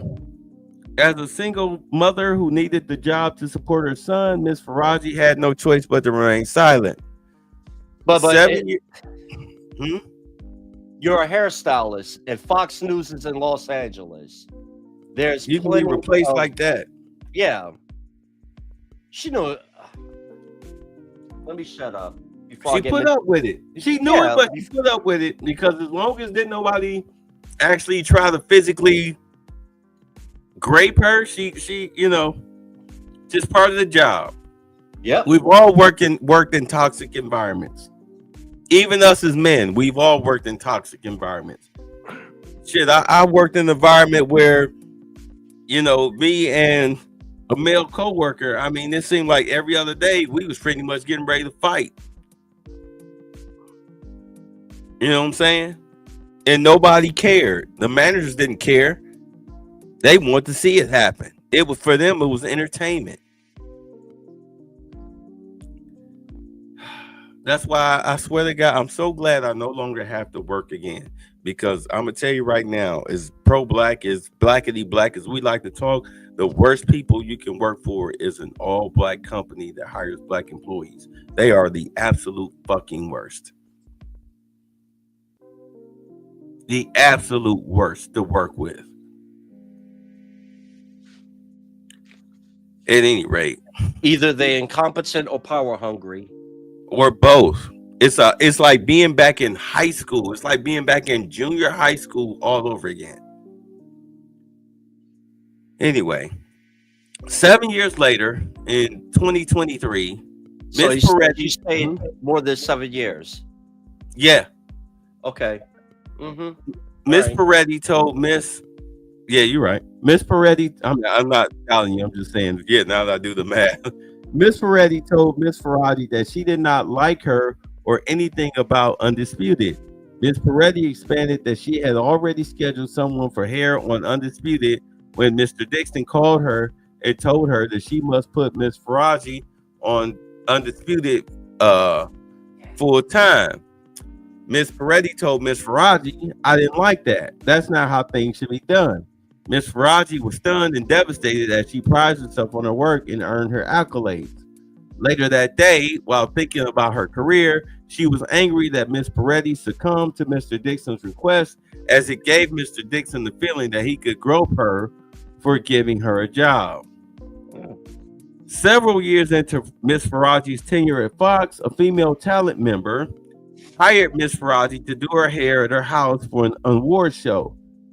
Anonymous asked that Miss Faraji meet her for lunch first. Therefore, Anonymous told Miss Faraji that she would no longer be with Fox, as Mr. Dixon told her that she would need to have sex with him if she wanted to renew her contract, but she had refused. Yeah. Anonymous further conveyed that Mr. Dixon was doing this to other women talent. She should warn Miss Taylor to be careful. A talk show host had recently reported Mr. Dixon. Following the lunch, Miss Faraji called Miss Taylor to convey what Anonymous had stated. Miss Taylor responded that no one gives a F about Anonymous or the talk show host who had reported Mr. Dixon. Miss Faraji later observed that Miss Taylor's remark appeared accurate, as no actions were taken to address the concerns raised. If it was not already apparent, it became even more clear that Fox enabled high-ranking individuals to abuse their authority, exerting undue control over female talent and employees. Fear permeated the workplace as stories of mistreatment circulated. As one example, Mr. Dixon deliberately assigned a female talent member who had been harassed and reported it to a show set up to fail. When the show inevitably failed due to his sabotage, he used his failure as justification to terminate her employment. In another instance, a co-worker who frequently cried in the hallway due to relentless sexual harassment was fired just 1 week after reporting it. These repeated incidents reinforced an atmosphere where speaking up seemed futile and dangerous. After the reporting by the talk show host fell on deaf ears, Mr. Bayless began requesting that Miss Faraji give him a haircut once a week in the makeup room. Miss Faraji did as she was told, as Miss Peretti required Miss Faraji to give haircuts to talent. Initially, during the haircuts, okay, here we go with Skip Bayless, would discuss his life, his work at Fox, and other innocuous matters. However, soon after the weekly haircut started, Mr. Bayless began finding excuses to touch Miss Faraji. So, I understand where you were coming from, where you said that you didn't feel that Skip was that type of guy. But being in this culture, in this environment, it changed him. Do you understand? It changed him. He would give her lingering hugs after each haircut, putting his body against her own, pressing against her breast.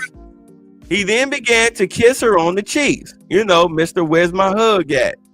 Unfortunately, it's funny that we used to make fun of Roland Martin. He used to be Mr. Where My Hug, but come to find out that, you know, Roland Man Butt Cheeks Martin, I mean, we don't know if he, you know, fully gay or just somewhat gay. Because he was Mr. Where My Hug. Miss Faraji was uncomfortable by the physical contact and would make excuses to leave right after the haircuts. E.g., I need to pick up my son from school, stuff like that.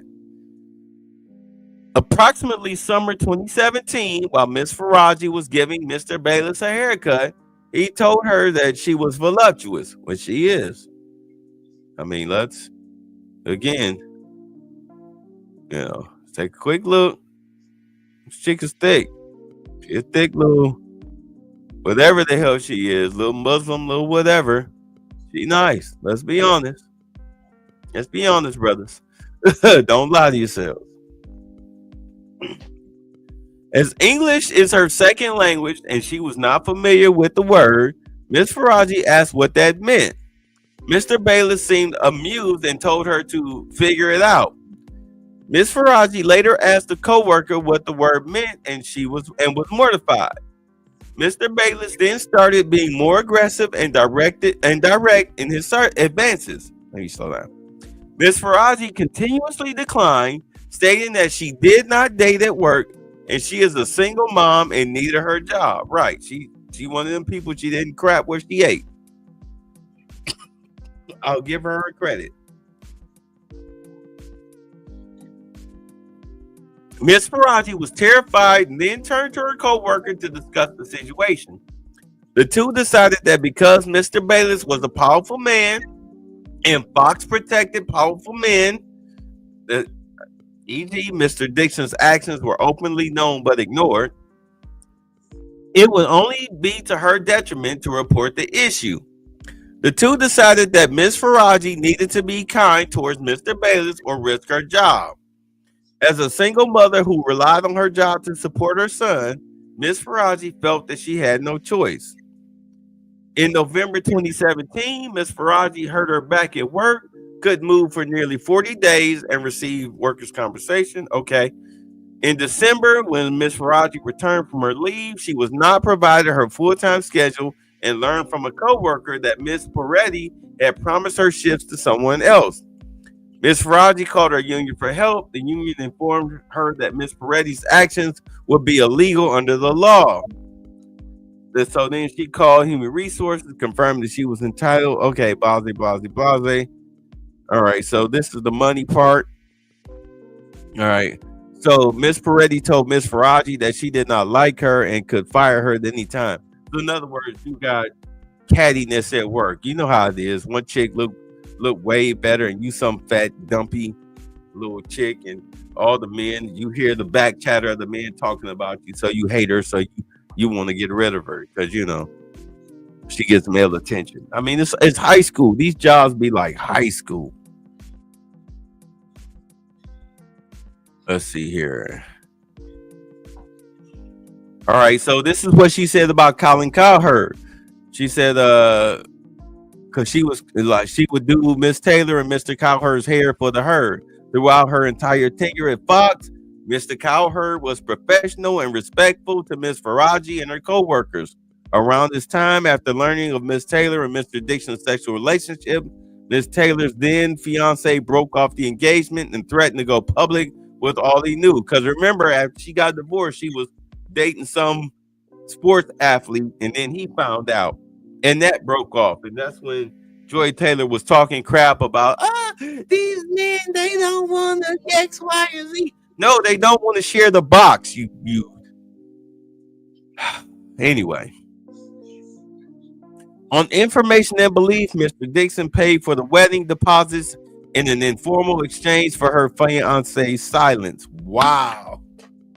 This dude paid, and so when dude canceled the wedding, Mr. Dixon paid it off so dude would keep his mouth shut because, you know, the Dixon dude would be put on blast. Ain't that crazy?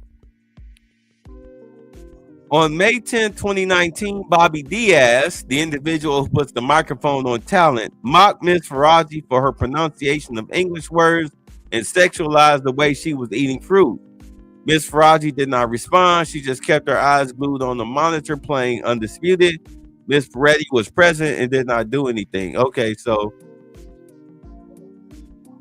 all right, so this is the sexual harassment stuff. On information and belief, Mr. Diaz had not been fired, reportedly due to his role in supplying cocaine.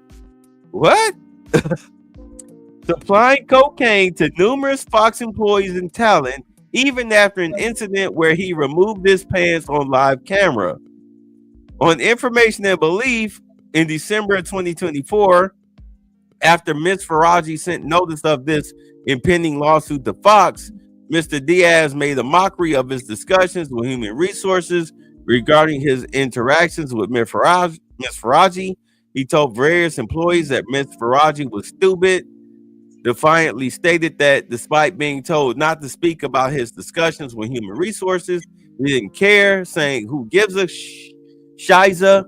He further boasted that he would never be fired. Let's see, in approximately February 2020, Miss Taylor asked Miss Faraji to meet her for lunch in Beverly Hills. When Miss Faraji arrived, she found Miss Taylor with a man, Emmanuel Ocho. Miss Faraji did not know Mr. Ocho, but could tell that the two were romantically involved. A few months after the meeting, Mr. Ocho, at the lunch, Miss Faraji noticed him in the hallway while at work. Miss Faraji later asked Miss Taylor if Mr. Ocho also worked at Fox.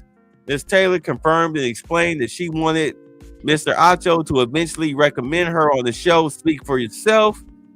Miss Faraji became alarmed and warned Miss Taylor that she should probably not sleep with Mr. Dixon and Mr. Ocho at the same time, as Mr. Dixon is a very powerful man that may become very angry. So she was trying to hit her up on game, but Miss Taylor told her not to worry about it. She explained that she was also now powerful, because she felt she had something over Mr. Dixon. And once Mr. Dixon was no longer useful to her, she would follow through on her plan to tell the company that he forced himself on her.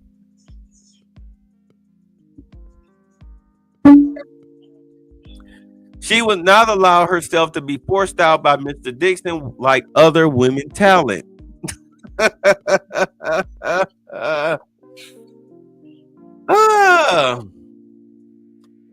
In approximately of 2020, Jane Doe, another Fox female talent, an employee at Fox, began demonstrating erratic behavior.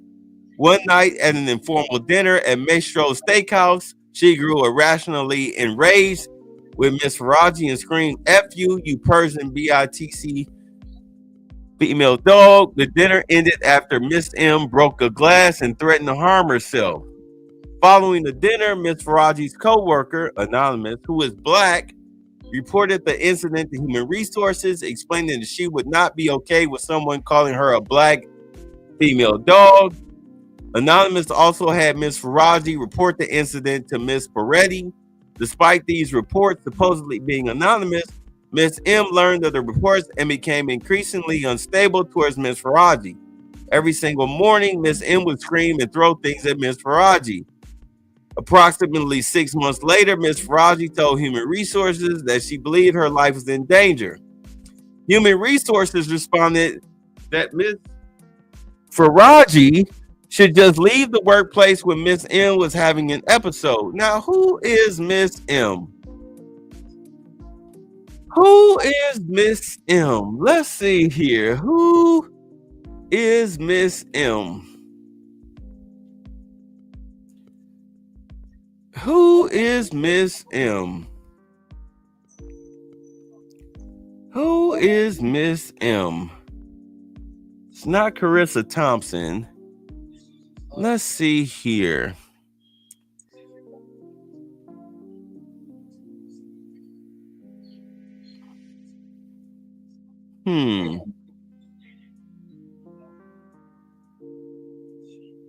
Let's go.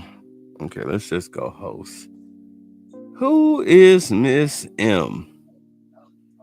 Because clearly it had to be Christina Pink that was called the black female dog, because she's the only black chick that you have on here.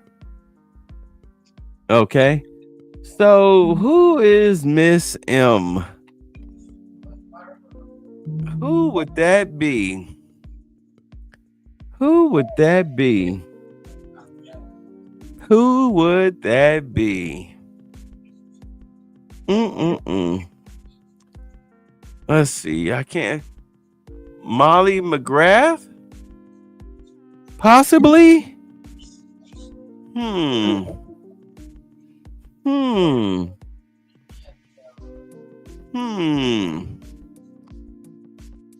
Let's see. Okay. Molly McGrath, did you ever work at Fox Sports 1? Let's see.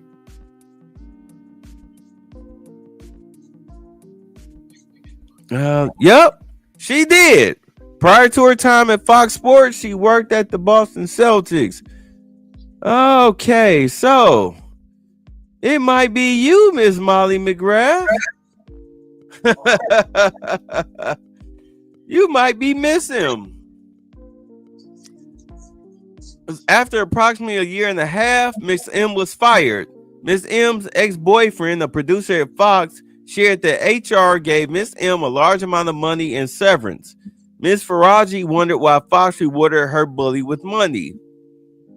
Human Resources eventually apologized to Miss Faraji, explaining that they did not have experience with mental health issues. Human Resources offered Miss Faraji free therapy. Like, no, you're going to pay me out like you paid her out. She declined the free therapy, but began to see an independent therapist once a week to discuss her life at Fox. Miss Faraji continues to see the same therapist today. Come on, chick. God damn, really? Over the years, Mr. Bayless continued to make advances on Miss Faraji, hugs, kisses on the cheek, and inappropriate comments that he could change her life if she acquiesced to having sex. Miss Faraji would always make excuses regarding her son, politely change the subject, or make a joke. Anything to keep Mr. Bayless appeased and her job safe. She waited way too long to file this lawsuit. In July 2021, Miss Faraji developed issues with her left ovary and was advised it could be cancer. With a fourth biopsy scheduled, she explained her situation to Mr. Bayless, hoping that he would take pity on her and cease his advances. Instead, Mr. Bayless told her that he wanted to be with her. Miss Faraji panicked and began rambling that there was cameras everywhere, that she has a child, and that she does not want him. Mr. Bayless then grabbed her hands, began kissing them, and offered her $1.5 million to have sex. Miss Faraji made an excuse to leave. What's up, Andre?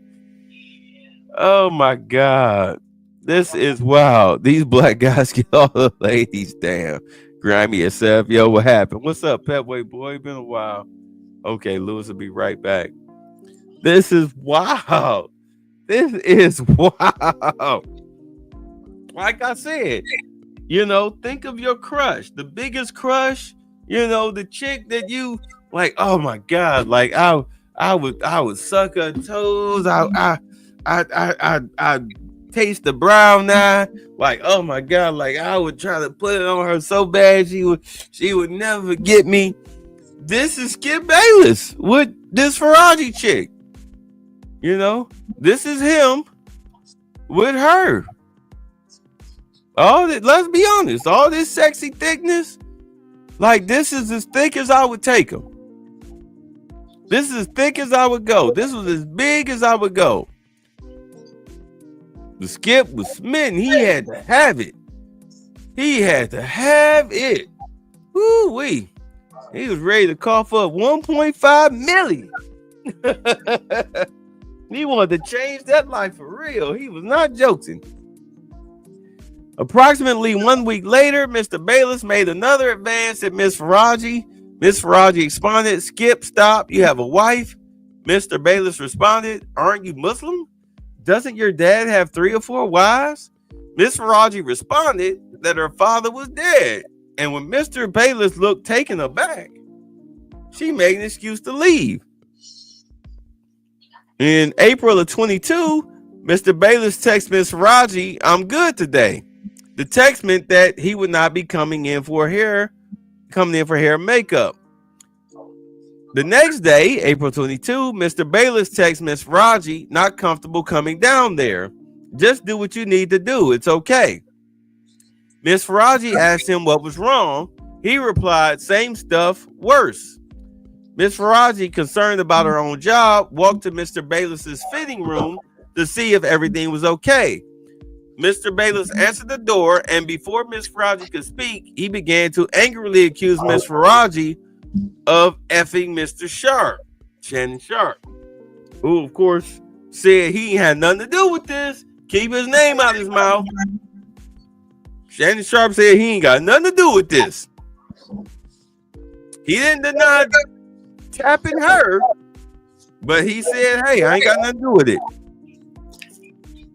Miss Faraji tried to explain that she did not have any feelings toward Mr. Sharp and have never slept with him or any other talent member or employee at Fox. But before she could speak, Mr. Bayless demanded she come to his car after the show. And I believe her. I mean, at this point, all these years, she didn't sleep with the top guy. She didn't take the 1.5 to sleep with the crypt keeper, Skip Bayless. I believe her. I believe she was very professional with the job. Let's see. Miss Faraji responded that she could not come sit in his car as it was inappropriate. Oh, so he tried to get him a little, either HJ or AJ. Was Skip using? Did Lil Wayne let him hold his Lamborghini like he always does? I don't know, but he was trying to get her to the car because now he thought.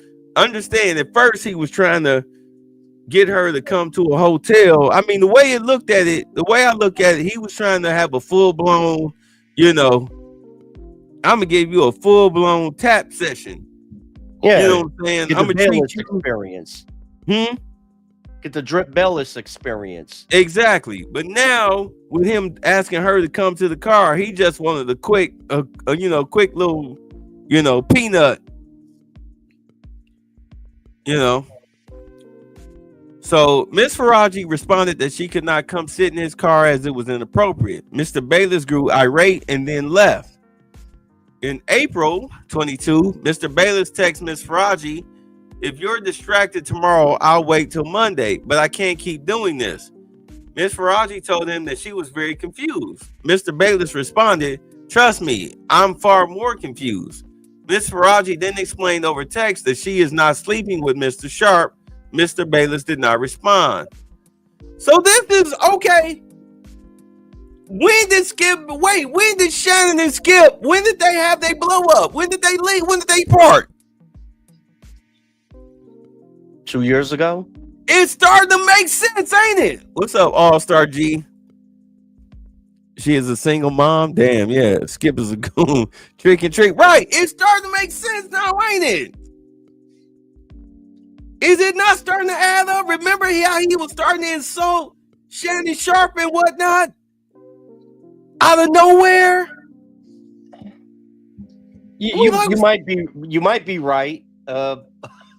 Yeah, because dudes act weird over coochie. But here's the thing, though. With the situation, Skip Bayless loves Tom Brady more than anything. I think that was more over Shannon diminishing Tom Brady's accolades. Yeah, but why would you? And this is your partner. Without this dude, you have no show. So now, remember, we started seeing. Okay, I don't know if you used to watch First Take, because I used to watch it. I make sure 10:30. Oh shoot, let me watch First Take, especially on like a Monday or a Friday, anytime after a football game. That Monday, Tuesday, or that Friday. Okay, so you started noticing cracks in the armor between them two, where Skip was acting like, sometimes he'd be acting like a full-on ass out of nowhere, and Shannon be like, what's wrong with you?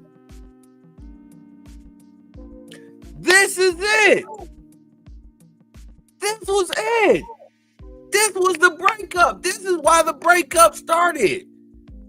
Wow. She wanted Shannon and not Skip. No, she didn't want neither one. She wasn't messing with Shannon Sharp. Now that you're reading this, and now that you're looking at, the revisionist history, it's starting to make sense now why they parted. It just came. Remember how it just came out of nowhere? How they just parted out of nothing. You wonder why Skip was acting funny with Shannon Sharp. Now we know it was over this chick.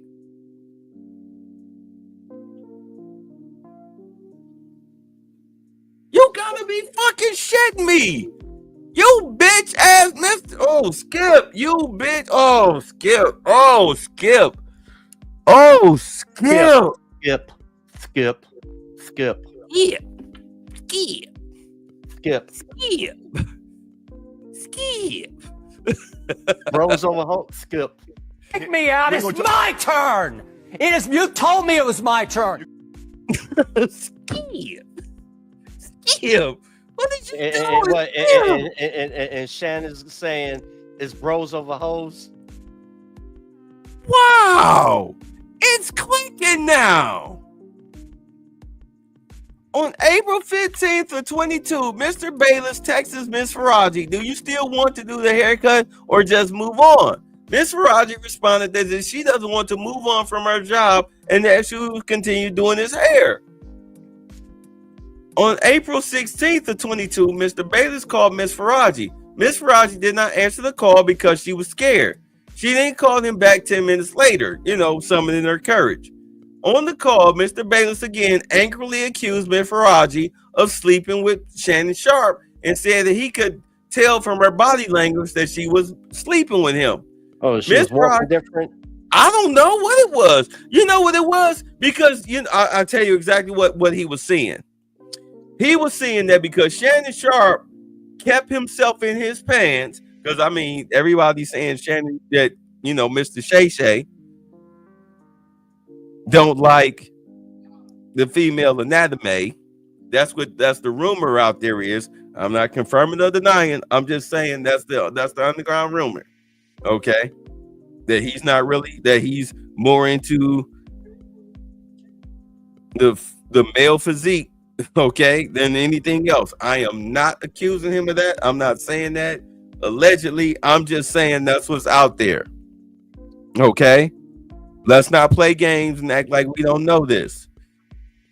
So, but I'm not saying that that's what he is, but I think that with her, he was just being professional, doing his job. And because he never hit on her, he was able to laugh and joke with her and whatnot and keep it professional. You know how it is. I'm pretty sure there's a female coworker that you don't flirt with, but you can laugh and joke with her, right?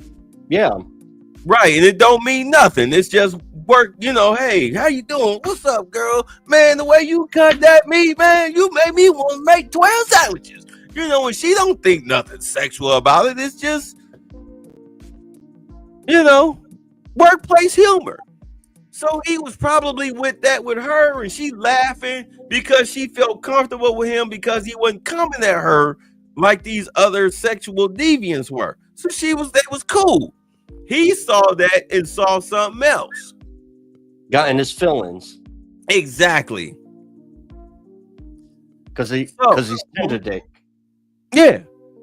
So Miss Faraji tried to explain that she was kind to all talent, and that included laughing and engaging in conversation. Miss Faraji then asked if he was yelling at her because she refused to go to his car. Mr. Bayless answered that she shouldn't talk to him like that. Miss Faraji replied that she could respond however she wanted.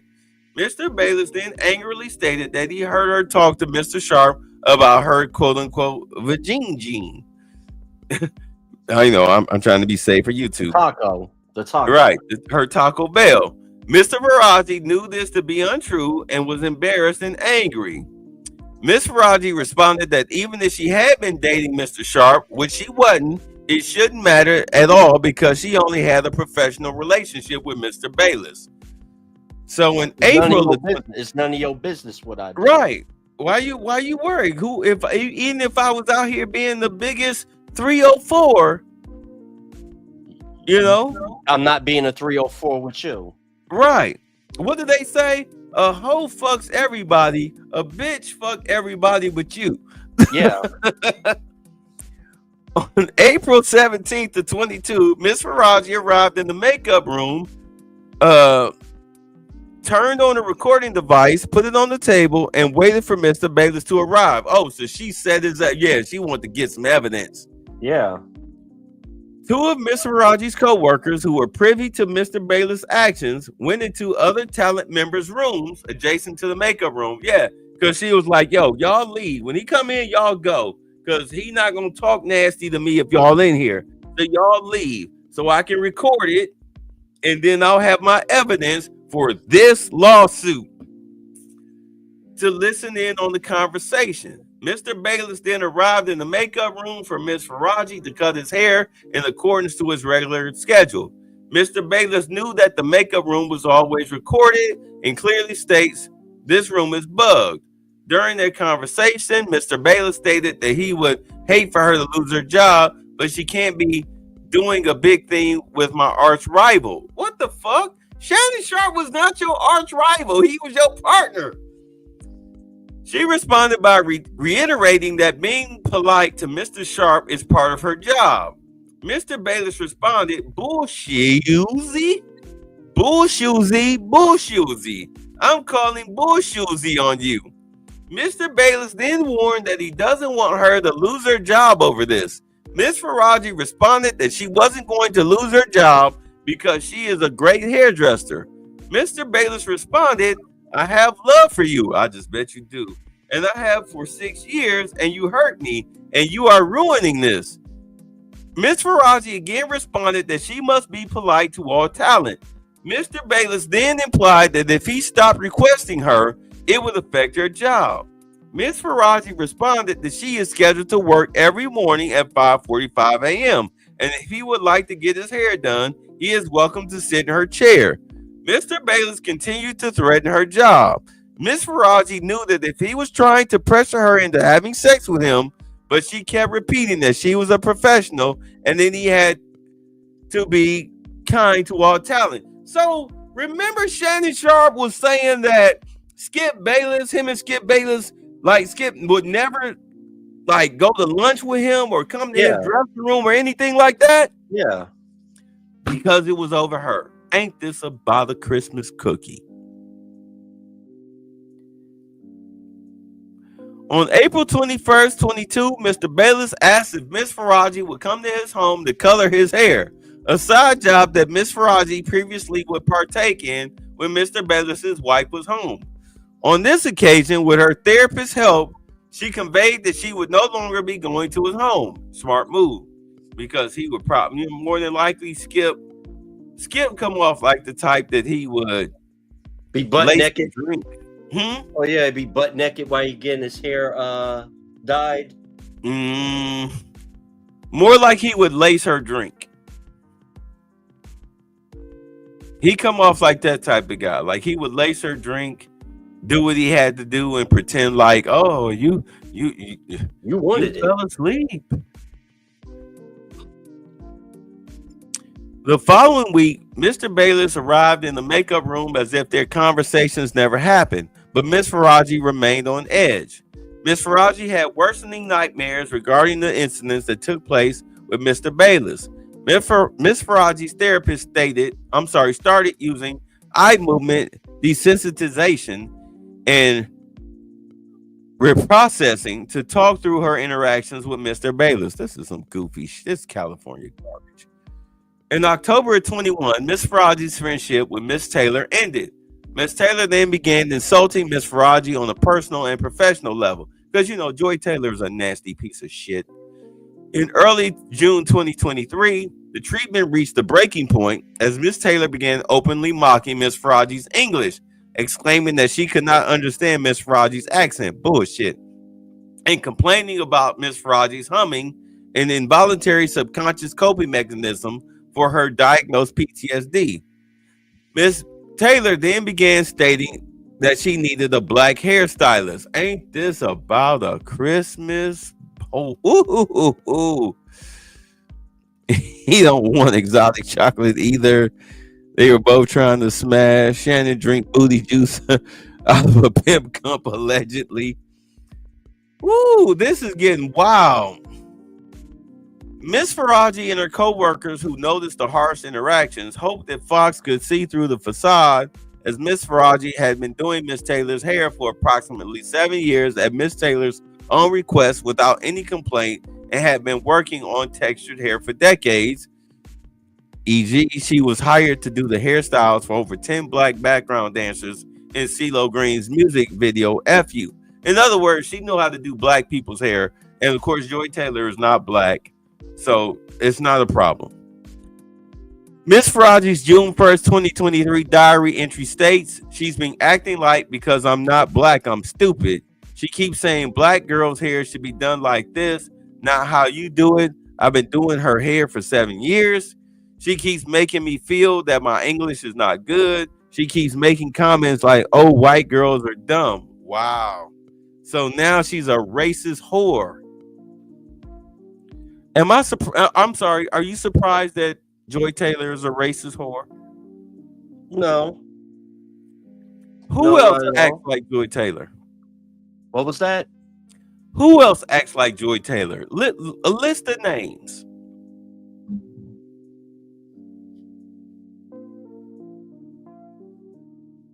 Like that?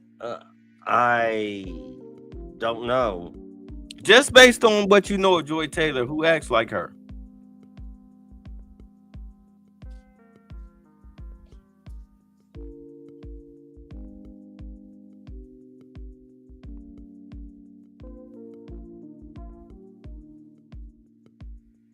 Are you stumped? Yes, I am. Kamala Harris, Amanda Seals, Joy Reid, Angela Rye,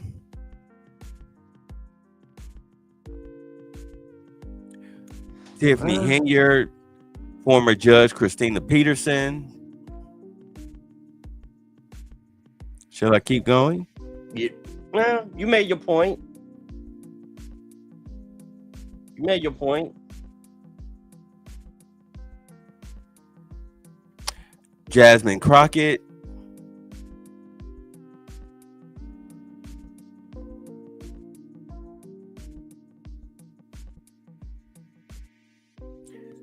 understand the behavior, fellas. Understand the behavior. This is why, I'm sorry, I hit my mic. Sorry. This is why one black woman was talking about how she goes to a Hispanic college and they have a class talking about studying black women. And she's confused. And you had black people in the comment section under the video talking like black women were like superheroes. It's like, no, what they're trying to figure out is, why do black women behave like little children as grown women?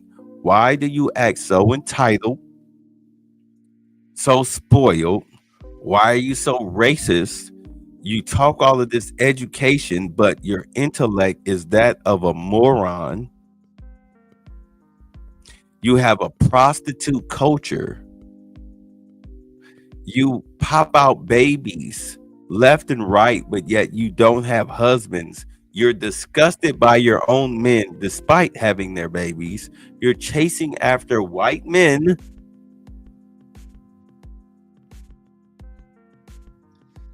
As if they want you. When they don't, you are literally a bedwench. It's almost like you've engaged in slave plantation behavior, except you don't jump the broom. I got a picture of Joy Taylor's mom. They biracial. But go ahead, put it up there. But with Joy Taylor, like, put it up there.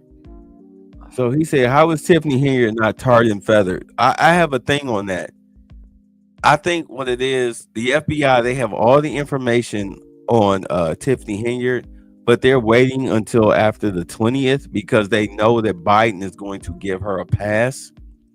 So they're waiting until after the 20th to throw them handcuffs on her, so that way she doesn't get a slap on the wrist from Biden. Because not only are they going to take, I'm waiting on you to send the thing. So I'm bringing it up on here. Go ahead. Hold on. So what it is, when they slap the cuffs on her after Trump is in office, not only are they going to take down Tiffany Henyard, but they also going to take down the Illinois State Attorney General as well as the governor, because it runs very, very deep. Everything that she's doing runs very, very deep. She's kicking that money up that she's siphoned from Dalton. She siphoned that money up. That's Jason Taylor's mother. That's their mother. Yeah. Yeah. She looks very, very white. Where's their father? I was looking for that. Can't find it. Probably, I was looking. They grew up in Pittsburgh. So you know what? Go to Jason Taylor ethnicity. Check out his ethnicity. So they're waiting because it's not just Tiffany Henyard that's going to go down. Her and her cronies. I think they're going to take down. I think they're going to take down everybody in charge there in Illinois.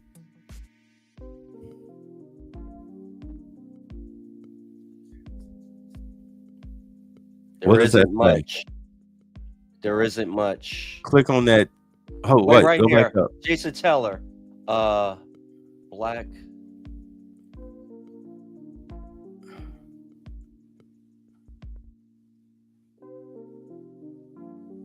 It says race, ethnicity, black. So go back. Go to his Wikipedia.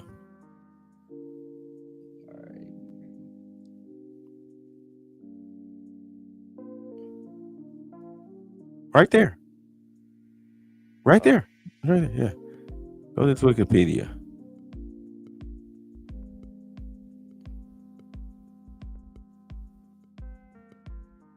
We go to personal, early life. Grew up around Pittsburgh and played school for Woodland High School. He was homeschooled from grades 10 to 12. Professional. Go back up. Go back up. Go back up. Go back up. Let's see here. Up a little bit more.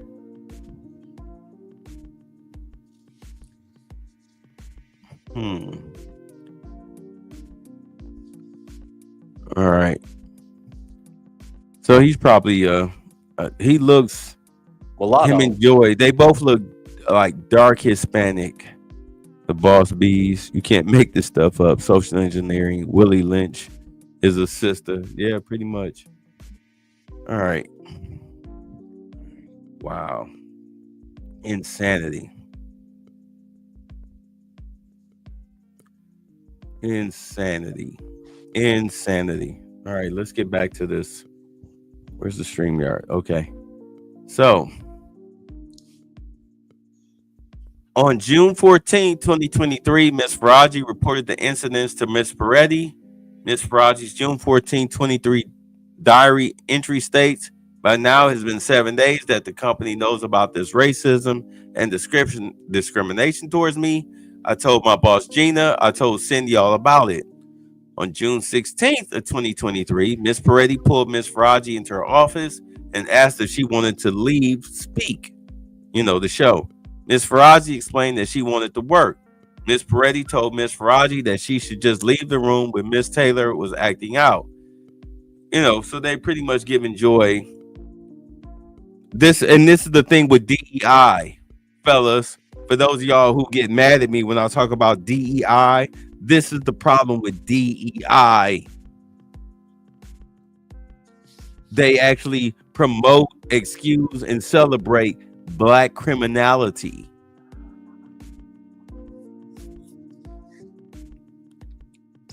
Ms. Faraji noticed that this was a pattern.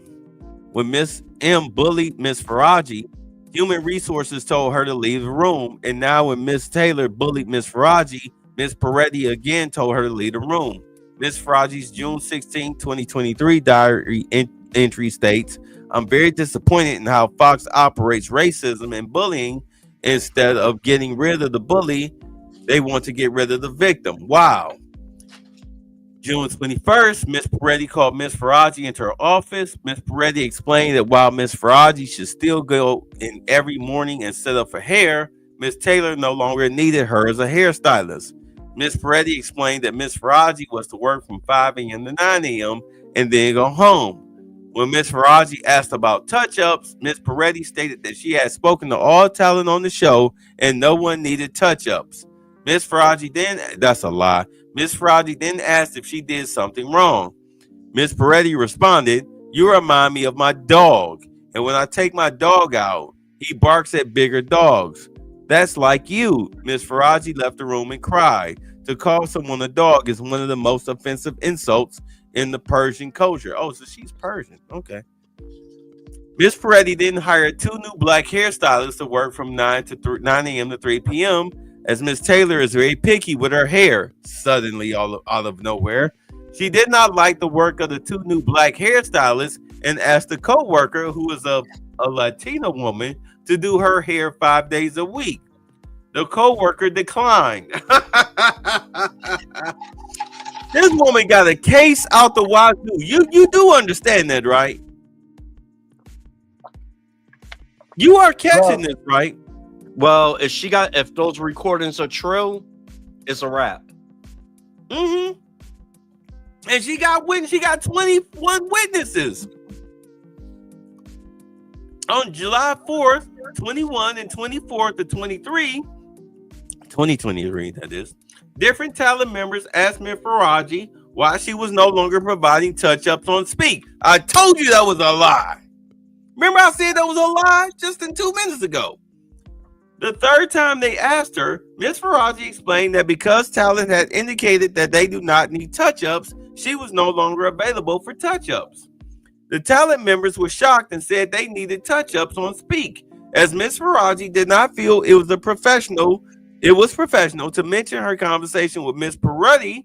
She explained that there must have been a misunderstanding. Ms. Faraji informed employee relations, which was a waste of her time, but I'm glad she documented it. Ms. Faraji became concerned for her job, as this was a common tactic employed by Fox when retaliating against a witness or target. Fox systematically reduces work schedules and ultimately terminates employment by removing an individual from the schedule entirely, using fabricated business necessities as a pretext. In mid-July 23, Anna Drucker, Ms. Drucker, Fox Sports Vice President of Employee Relations, asked Ms. Faraji for a meeting. At the meeting, Ms. Drucker asked if Ms. Taylor was having a sexual relationship with Mr. Acho. Ms. Faraji admitted that the two were in a sexual relationship. Ms. Faraji shared this information because she didn't think it was a big deal. I mean, what the hell? Y'all let all this craziness go on. You know what I'm saying? Yeah. Yeah. What? So she snitched. And because she didn't think Miss Taylor or Mr. Acho would physically harm her for providing this information on July 30th, because she never threatened he never threatened or hurt her, because he's a big kitty. On July 31st, 2023, Kelsey Doe, Miss Doe of Employee Relations, asked Miss Faraji for a meeting. At the meeting, Miss Doe told Miss Faraji that there had been complaints of her humming. Damn, you might as well say there are complaints of her breathing. Miss Faraji explained that her humming is an involuntary subconscious coping mechanism for her diagnosed PTSD and that everyone at Fox knew she hummed. Miss Faraji further explained that she has been humming since she was a child, has been humming her entire tenure at Fox. Her humming was exacerbated in stressful situations, and although she hates it and wants it to stop, she does not even realize when she is humming. Ms. Faraji further explained that if anyone was now complaining, they were only doing so to hurt and embarrass her, which is true. Well, they were doing her a favor, though. Since she liked humming, they was going to have her hum on something else. Something they wish that she would hum on. Yeah. Miss Doe thanked Miss Faraji for the information, abruptly changed the conversation, and quickly asked whether she had made public comments regarding Mr. Dixon and Miss Taylor having sex. I mean, damn, that was years ago.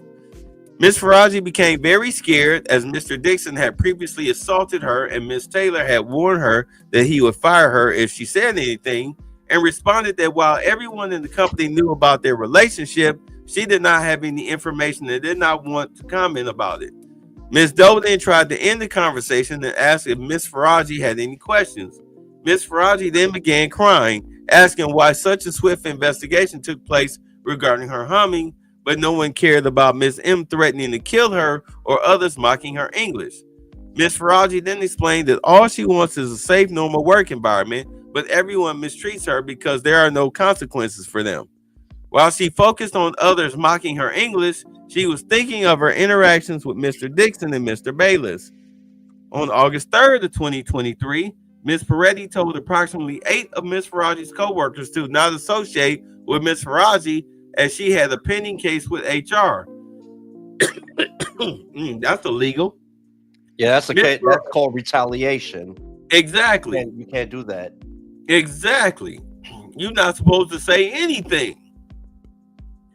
Ms. Faraji was confused as, from her perspective, she did not have a pending case with HR.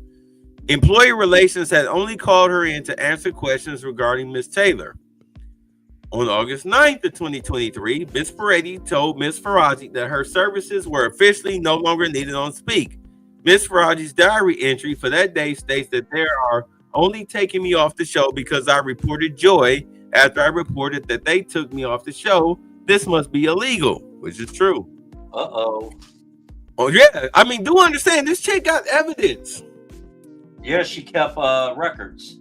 Good Lord, we're only on page 17. I don't want to do all of this, but damn, this shit is interesting.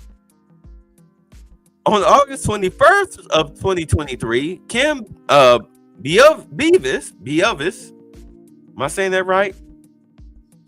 Bouvier, that's it, Bouvier, Fox Sports Executive Vice President of Human Resources and Business Operations, and Ms. Drunker asked Mr. Bayless for a meeting.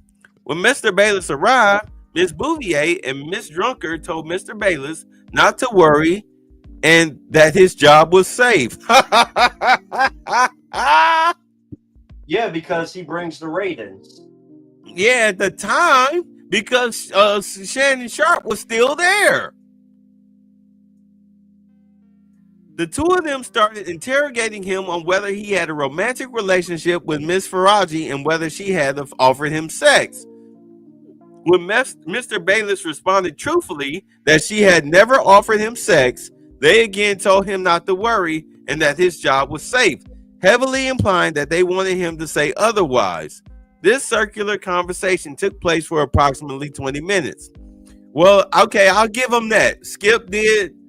He may have tried to get the Cookie Monster, offering 1.5 million, but at least he was honest on that. I'll give him that because he probably felt that they were trying to trap him.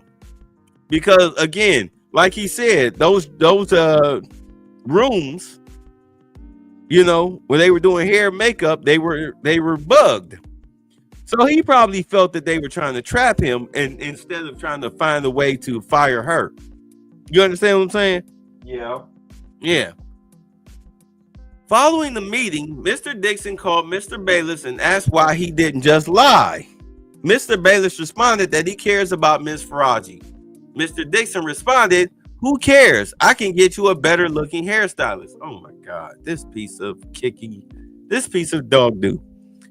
The investigation is indicative of the role of human resources and employee relations as a protector of abusers and wrongdoers. Inexplicably.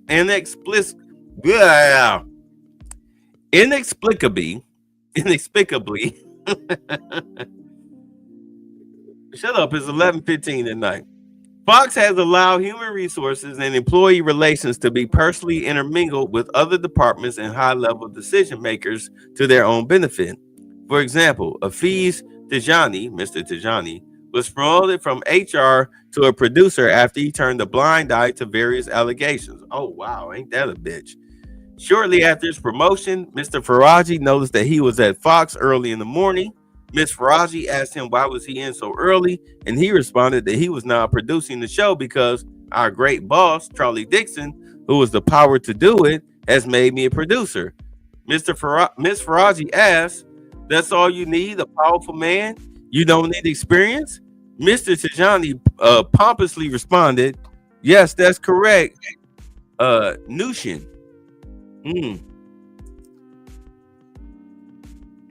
Good Lord. Should I keep going? Go ahead.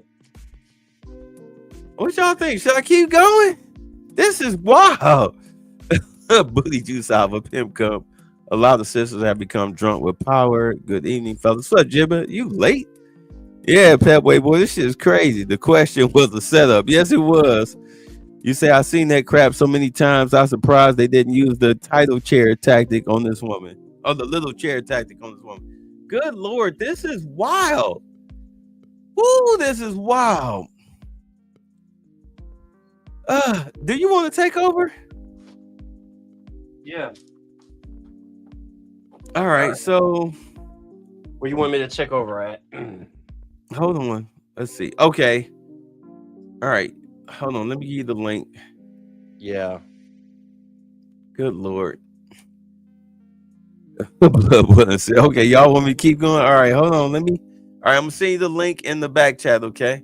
All right.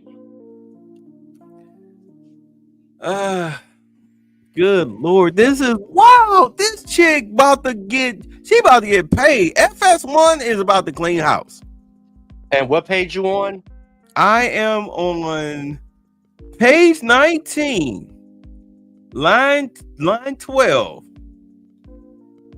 I'm sorry, page 18, line 12. Good Lord, they about to clean house at FS1. All right, you ready? Miss Yeah. Faraji learns that Mr. Dixon Wait, wants- you gotta send it. Send the link. So that way Send you the can link? do the scrolling. Oh. Yeah, All people right. can read what you're reading. Woo! Good Lord, man, they about to clean house over there. So many, but it makes sense. A lot of stuff is making sense between the relationship between Shannon Sharpe and Skip Bayless, and why now Skip no longer has a show. Let's be honest, why he no longer has a show. Why her and Emmanuel Acho are no longer working on the show together. And why I don't even know. I think she wasn't even on TV today. You ready? Yes, go ahead, knock yourself out. Miss Faraji learns that Mr. Dixon wants her fired. In late August of 23, Mr. Bayless learned that Mr. Sharpe and Miss Faraji had never been involved romantically. Subsequently, Mr. Bellis pulled Ms. Faraji aside for a conversation. During the conversation, Mr. Bellis apologized for accusing her of having sex with Mr. Sharp. Disclosed details regarding his August of 2023 meeting with HR, and further disclosed that Mr. Dixon wanted Ms. Faraji fired because she knew too much and was talking. Mr. Bellis also disclosed that he believed Mr. Dixon kept his wife on Fox's payroll to keep her silent about his affairs with Fox employees. Mr. Bellis asked Ms. Faraji out for dinner, continued the conversation, but Ms. Faraji declined, stating that she cannot do anything that even gives an inference of a non-work relationship because she wants to keep her job. On October 18th, Mr. Bellis told Ms. Faraji that Mr. Dixon was continuing to push him to ask for a different hairstylist, but Mr. Bellis refused.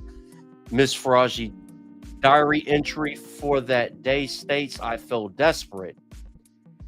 I don't know how to save my job. Charlie is the big boss and I'm just a hairstylist with no power." Skip said that Joy is telling Charlie to get rid of me. That's crazy.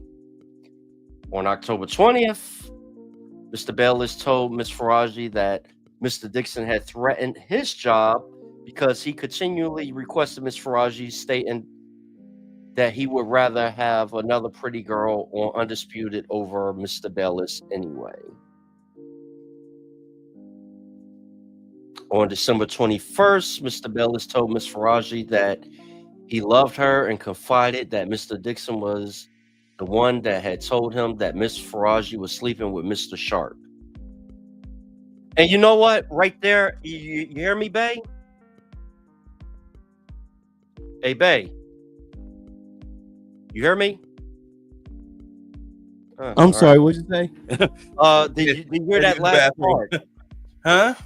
On December 21st, Mr. Bellis told Ms. Faraji that he still loved her and confided that Mr. Dixon was the one that had told him that Ms. Faraji was sleeping with Mr. Sharp. Mr. Bellis then again tried to have sex with Ms. Faraji. Mr. Faraji diary entry states that, "I said, Skip, I am only interested in working with you and having a friendship relationship with you and nothing else."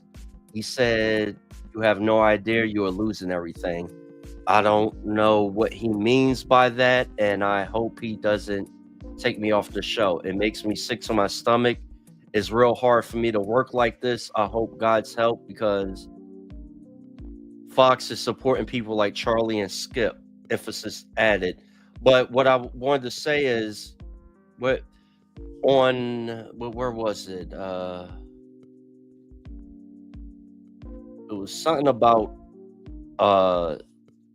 when I remember listening to one of the interviews that Shannon Sharp did, and most of his beef was with the higher ups in Fox Sports. So you might be onto something. Oh yeah, it's all starting to. Okay, because okay, let me break it down. And I'm not trying to insult anybody, but you guys, look, I'm retired. Okay, so I get up, especially during football season. Oh my God, football season. I don't care what time I go to sleep on Sunday. I'm up 6, 7, 8 o'clock in the morning, and I'm watching. But I ain't gonna lie, I watch Fox Sports 1, the Carlton show. That show was very entertaining. Those guys are hilarious. I'll watch Fox Sports 1. I'll let it run, and then and then I used to watch Undisputed with Skip and Shannon. I used to watch them. I get my coffee and everything. You get your Carlton show would be my wake up show. I be laying in bed, I watch them. And then like the last half hour, I get up, I make my coffee, do the little stuff around the house. Then about 10:30, come on, cause I won't back down. I watch Undisputed, see what the hell going on. Like, what the hell Shannon Sharp gonna say about, what happened Sunday, and then I watch that, Skip with normally say all the things that the stupid people, the dumb fans say on Twitter. He would just mimic them. With Shannon Sharpe would, relay his true expertise and common sense, because that's what made Shannon Sharpe Shannon Sharpe. He was a former player, he was a brother, and he's Southerner. He would have common sense. Where Skip was just goofy white boy hot takes from social media, and Shannon would push against that. Then after that, then you would have Colin Cowherd, who, 75% of the time his takes was right. He'd have good takes. He had good takes. Then you watch some Colin Cowherd, and then boom, you gone. You doing what you doing. A good hour of Colin Cowherd, you done. Right? So you get to see, I'm saying this because for those of you who actually do kind of get a chance to watch these shows, y'all now see what was going on behind the scenes that now you watching it play out over the past year or so, and you're like, wow, so that's why Shannon Sharpe and Skip, that's why Colin Cowherd, had this person, that person, because if you notice, Colin Cowherd used to have the chicks be sitting on the couch or in the desk across from him that, they would do the back and forth banter. Now he got the dude, the little, Hispanic or Persian, whatever the dude is, the little brown dude. I'm not trying to be racist. I'm just saying, he got the little brown dude in the desk across from him where they now go back and forth with each other. He got rid of the chicks. I hate it. I don't watch them goofy little morning shows with Emmanuel Acho and whatnot because, them dudes are corny, man. Them dudes are losers. Those are company dudes. They just say whatever, trying to get a hot take, but they dumb as a sack of hammers. Especially Joy Taylor. I never watched those shows. What was the one? Nick Wright? All them guys are morons. Well, I liked the Nick Wright when he had Chris Carter on. When it was Chris Carter would always hit him with something, right? Yeah. Right, Chris Carter was the real draw. Am I lying? Yep. Right. So you watch what Chris Carter gonna say to Nick Wright's craziness. You know what I'm saying? That's why when Shannon left, who did Skip try to replace Shannon with? He tried to replace him with Paul Pierce, the cornerback from the 49ers. What's his name? See, we don't even remember these dudes' names. Well, it was with the Legion of Boom. He had beef with Skip when he was on First Take. Right. I can't even remember his name. Even though he's in the Hall of Fame, but his takes are trash. I can't even remember his name. Richard Sherman. Yeah, Sherman. Richard Sherman. Who was the cokehead? Who's the cokehead? Michael Irvin. No, and Keyshawn Johnson. Yeah, Keyshawn. Right. Nobody cares what them dudes have to say. Keyshawn Johnson and Michael Irvin and Richard Sherman, these are the guys that are good for a pregame show or, a halftime show or a postgame show. Because do understand, a pregame show is just background noise. A halftime show is just background noise. A post-game show, who the hell watches a post-game show? Do you understand what I'm saying? Yeah.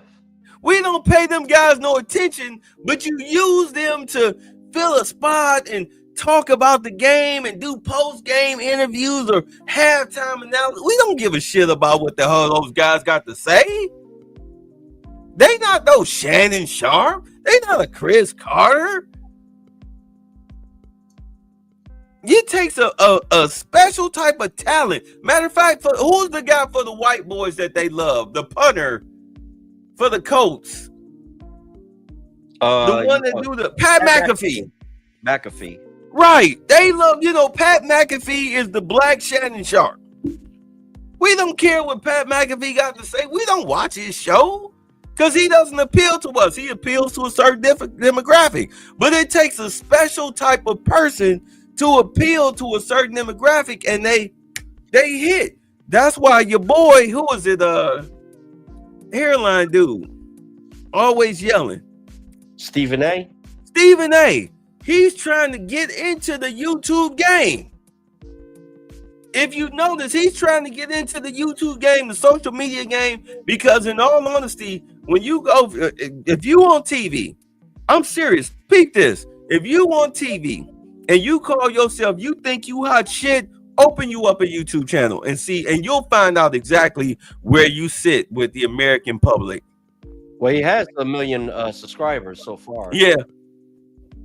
And what is he talking? What has he been talking about lately? Well, he talks about current event. Today, he was talking about this situation here. And Right. He was defending Skip Bayless, and he talks about politics. Right. He talking about politics because that's the thing for the past couple of months. That's been the hot topic. Okay. That, in all honesty, that's where his show need to go. Matter of fact, now that we talk about it, who was the guy? He was a former player. He used to be on Fox Sports 1, Marcellus Wiley. Because I've been watching all the sports analyst guys, all the former players and whatnot, talking about this situation. Marcellus Wiley, he said when he worked at Fox Sports 1, he knew this stuff was going on, but he never said nothing. He said he never said nothing. He even got he said he got falsely accused, but this was back when he was in college. So he said he knew the difference between false accusations and the truth. And he was like, look, nobody could collaborate what the chick was saying about me, but what this chick is saying about Skip Bayless and all them. He was like, when I was there, hey, I saw things I shouldn't have saw. I saw things that shouldn't be going on. There was relationships that were inappropriate. Do you understand what I'm saying? Yeah. Yeah, he knew what the hell was going on. He was like, yo, so he was like, I can't defend nobody on this. He was like, if anything, I defend the hairstylist. But the rest of them, he was like, I can't speak for them. Like, this is a legal matter. So he knew that this stuff was going on back when he was on Fox Sports 1. Matter of fact, he said Emmanuel Acho, he alluded that Emmanuel Acho was responsible for him getting fired. Yeah, I remember that. Yep. He alluded to that shit today. He said Emmanuel Acho was the reason why he got fired from FS1. Go ahead. He said that plenty of times. Yeah. Because they had a show together and Acho wanted to be solo. Knowing damn well he can't carry a damn show. Don't nobody give a damn what Emmanuel Acho has to say. A little metrosexual, moist little son of a Christmas. Go ahead. I'm sorry. Please continue. Ms. Faraji let it be known she will support a co-worker. On December 17th, one of Ms. Faraji's co-workers was indefinitely taken off schedule after she took offense to bullying and racist comments made by a Fox NFL host. Over the next few months, Ms. Faraji made it known amongst the department that if needed, she would speak out on her co-worker's behalf. Ms. Peretti responded, if it's so hard for you here, why don't you quit? Ms. Peretti also later comment, I don't regret anything. I did it to co-worker or different co-worker. This was especially cruel after she knew one of her co-workers had tried to commit suicide. Damn. Ms. Faraji reached out to Ms. Drunker and asked if she would get an attorney. Ms. Drunker responded that she does not need an attorney. Damn. Ms. Faraji is fired. On approximately June 24th, a talent member disclosed to Ms. Faraji that Undisputed was going to be canceled and that Mr. Bayless was going to be fired. Ms. Faraji grew internally anxious that Mr. Dixon was trying to get her fired. Later that week on Monday, Ms. Faraji gave Mr. Bayless a haircut. During the haircut, Mr. Bayless told her about a new opportunity he was expectant outside of Fox. Ms. Faraji asked if he would still be coming back to Undisputed, and he replied, of course. Mr. Bayless then told Ms. Faraji that he fantasizes about having sex with her and how much money it would take for her to have sex with him. Ms. Faraji stated that she already refused 1.5 mil and that her answer wasn't going to change. Mr. Bayless replied, the more you say no, the more I want you. Wow, that sounds like rapist talk. A case of you want what you can't have. Yeah, that's why I was saying how much, the celebrity, your dream chick, how much are you willing to part just to, you said Halle Berry in her 20s. I mean, shit, I never did answer the question, did I? I never did answer my own question.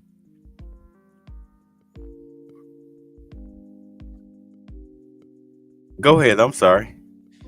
On August 2nd of 24, Undisputed was canceled. Mr. Bayless was fired and Ms. Faraji was taken off schedule. Ms. Peretti told Ms. Faraji that there was no longer a need for her. That same day, Mr. Bayless asked Ms. Faraji to walk with him to his car. On his way out, Ms. Faraji felt she had no choice but to walk him to his car. Once at his car, they noticed Mr. Dixon in the parking lot looking at them. Mr. Bayless told Ms. Faraji, fuck Charlie. If you want to sue them, go for it. Fuck him. Charlie is not going to sleep tonight. He's scared of what I'm going to tell you. Fuck him. The same day, Ms. Faraji reached out to Fox and asked why she was taken off schedule and explained that although Undisputed had been canceled, she had worked on The Herd for over 5 years, Speak for over a year, and talent continued to request her. Fox did not provide a substantive response, but said they would investigate the issue. Diane Guerrero, $2,000.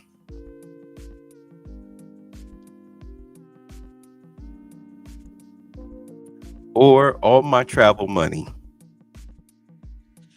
Diane Guerrero. I'll let y'all Google that. I'll let y'all Google her.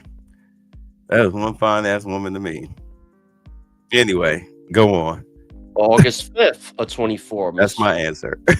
Ms. Faraji was asked to give Mr. Silverman a haircut in the same manner she had been doing for over the past 7 years. Ms. Faraji then reached out to Fox to ask what she should do, as she did not want to let Mr. Silverman down. The next day, Fox did not provide a substantive response, but said they are continuing to investigate the issue.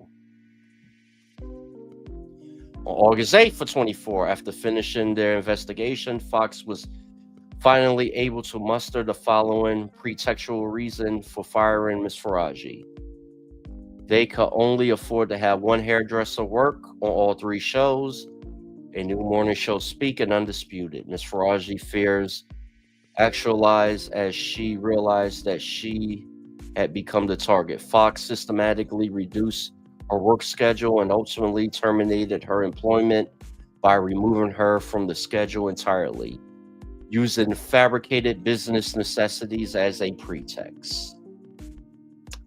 Guided by its attorneys, Fox then implemented the revised schedule, assigning a single hairdresser to cover all 3 shows for approximately 3 months. Once Fox believed it had sufficiently justified its actions from a legal standpoint, they reverted to their long-standing scheduling arrangement, which included one hair makeup professional in the morning and another set in the afternoon. The same arrangement that had been in place for years during Ms. Faraji's tenure.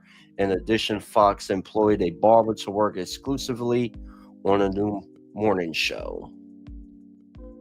So basically, that was their lawyers telling them what to do, so they could avoid any potential lawsuit. Yeah, And you need to structure your work schedule like this and the staffing. that's why they So say always talk to independent counsel outside of work. yep. Ms. Faraji's life after working with defendants for weeks after being terminated, Ms. Faraji remained conflicted as to her next steps. She remained quiet about her experiences at Fox, as she was fearful, believing that Mr. Dixon might hire someone to kill her should she go public. Good Lord. After many therapy sessions, Ms. Faraji had concluded that she never wants to work with Mr. Bayless again, feels ashamed for working with him for so many years, and is able to better control intrusive thoughts of Mr. Dixon hurting her again in response to her feelings of shame and embarrassment and fear. Her therapist told her that she had only been doing what she thought was needed to survive. What people don't understand is that you got Chaos Rain. What's going on, brother? What people don't seem to understand is that she come from a country where powerful men and women get you murked, and as she saw that nobody did nothing, she probably felt that the justice system wouldn't do anything either. And probably after talking to her therapist for so long, her therapist let her know, hey, look, I understand that the culture at that network may be horrible, but outside of that network, you have protections from the law. You can go to a lawyer, you can sue, but do understand she out there in California where the police, they celebrate criminality and criminalize the victims. Y'all do understand that, right? As much as I've been covering crime on this network, they celebrate criminality and criminalize the victims, especially when they stand up for themselves. So her getting a lawyer, I mean, that was pretty ballsy. And now and what did I say? What have I been saying since Trump got elected? You do not want to go before a judge in 2025. Have I not said that? Yeah, said for a while. Yeah, because now the Democratic Party and all of that goofy BS where that, you know, they demonize you for punishing people, for hurting you and crossing you, that's over. California just signed a bill into law where you go to jail. It's now a felony for shoplifting. Heaven help you if you have several cases on the books where they just sign you out on your own reconnaissance. Heaven help you. It's like the 3 strikes law coming back tenfold. Heaven help you. George Soros has cut off the money. And people, governors and whatnot, and mayors, they're falling in line now with the Trump administration. People are in serious trouble. That's why I say this chick is about to, she's not going to destroy the Fox 1 network, but there's going to be some major shakeups. Joy Taylor is going to be fired. Emmanuel Ocho is going to be fired. Skip Bayless, let's be honest. The whole reason why he lost his show, do understand, they caught wind of her wanting to talk to a lawyer. If you didn't read in between the lines, she talked to somebody at Fox, said, hey, I need to get a lawyer. No, you don't get a lawyer. And it was like, hey, Skip, you know, we've been listening to the recordings in the dressing room. This is what she doesn't know. They've been listening to the recordings in the dressing room. This is why they was trying to get him to say that she was the one offering him sex to keep her job. If you didn't catch on to that, they were trying to get him to say that on record, so that way they could have a pushback against her in case she got a lawyer outside of the business, which she did. But Skip, smart stupidly, because he figured that his ass was on the line. He wasn't able to read the room because they have the place bugged all over. but nobody was smart enough to walk him out to the car and say, hey, look, when HR calls you in, just agree to everything that they seem to be suggesting to you. Can you do that? Yes. But no, nobody did that. They just figured he would catch on, but he didn't. He told the truth. And this woman documented everything. Everything. She has witnesses. There are a lot of women who no longer work at FS1 because of Charlie Dixon and his sexual harassment. He's ruined a lot of careers. Do you understand? Yeah. This dude is getting there. That network is about to go through a major shakeup because of Charlie Dixon. A lot of people are about to lose their jobs. Behind the scenes and front air talent. There's a reason why Skip is gone. It has nothing to do with his ratings. Skip's ratings go. It was just a matter of finding somebody to pair him with. A new Shannon Sharp.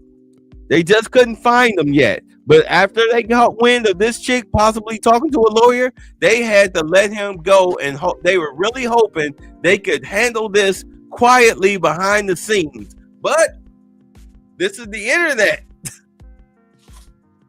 Once the case dropped, here we are.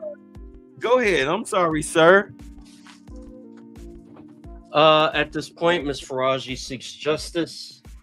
She knows that Mr. Dixon used his position of power to coerce women into having sex with him and used it as a justification to grope Ms. Faraji. She knows that Mr. Dixon did not immediately fire her after Ms. Taylor and Ms. Faraji had a falling out, only to appease Mr. Bayless by providing him with a plaything. Like Ms.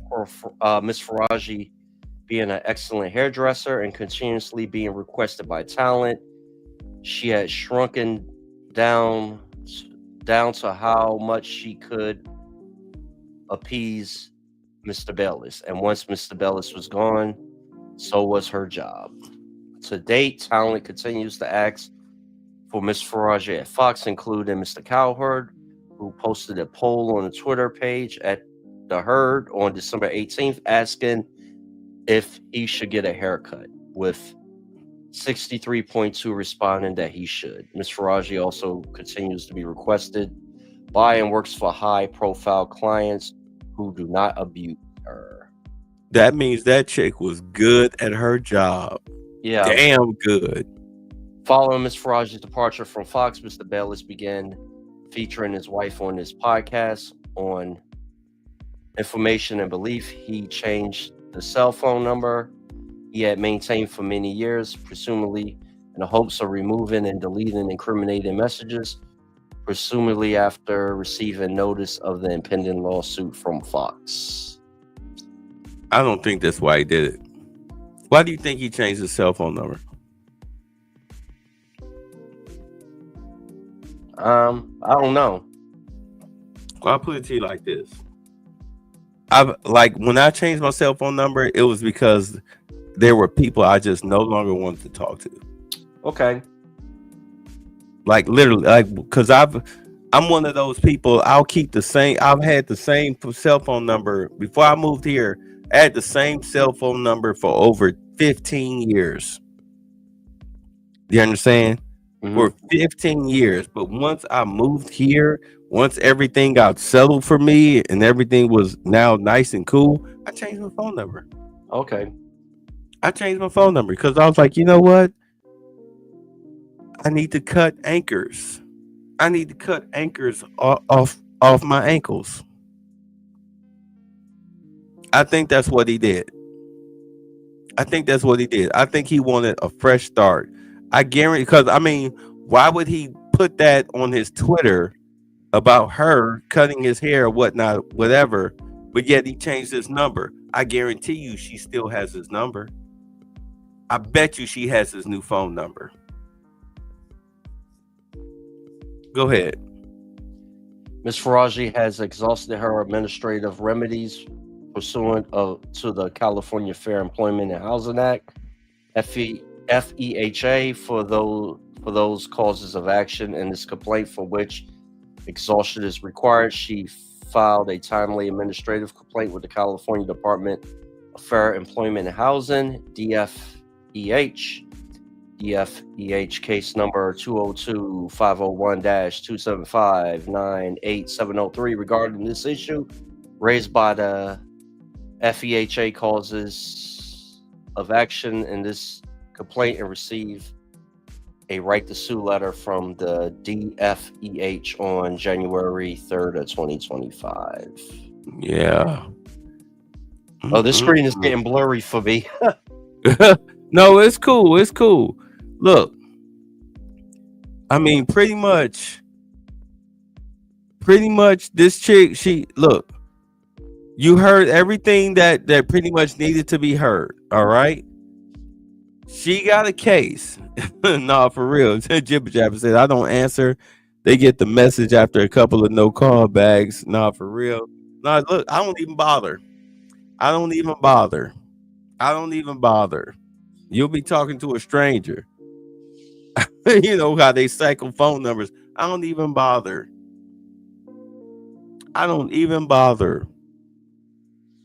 You know, me moving, I'll say this. Me moving down here from Ohio, for me, was a fresh start. And I cut off all anchors that were tied to me.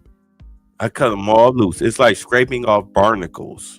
If you know anything about barnacles, you know how they slow you down. I scraped off all the barnacles. There are very few people that I talk to now. If you have my number now, it's because I value you. I'm serious. I value you. If you have my number and you're north of the Mason-Dixon line, if you are north of the Mason-Dixon line and you have my number, it's because I value you. Flat out. There's nothing to argue about. There's nothing to argue about. Some of you I may have had my number. I blocked you because you've proven to be valueless. I gave you rope and you hung yourself.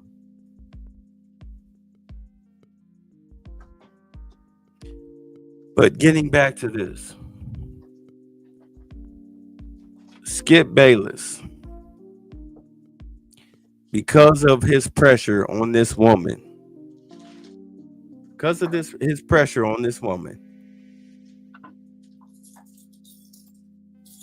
he destroyed what was built up on Fox Sports 1. But the beauty of it is that, I mean, nobody's surprised that Joy Taylor is a whore who sleeps her way to the top. Nobody's surprised that her behavior shows that she is a whore who sleeps her way to the top. She acts no different than these females that y'all see on the Pop the Balloon shows and all of this stuff, and on TikTok whining and complaining he got a 6 figures, 6 feet, all this goofy stuff. She's the same woman. She's no different. But here's a woman who looks the part of that type of chick, but she's not. She's not. She has morals. She has values. More than likely, if we were to really look into her history, I guarantee you that the guy that she had the kid with probably died. Keep in mind, this woman comes from a war-torn country. She comes from a war-torn country. Her seeing a therapist or whatnot, she's probably got a lot of trauma. A Muslim father that's dead. No telling what's going on with her mother. No telling what's going on with her son's father. She appears to be a dedicated mother. She put up with all types of sexual harassment and whatnot, just to be able to feed her son and herself in California. You said, what's her name? It's Noushin Faraji. Noushin Faraji. It's right there. It's in the picture.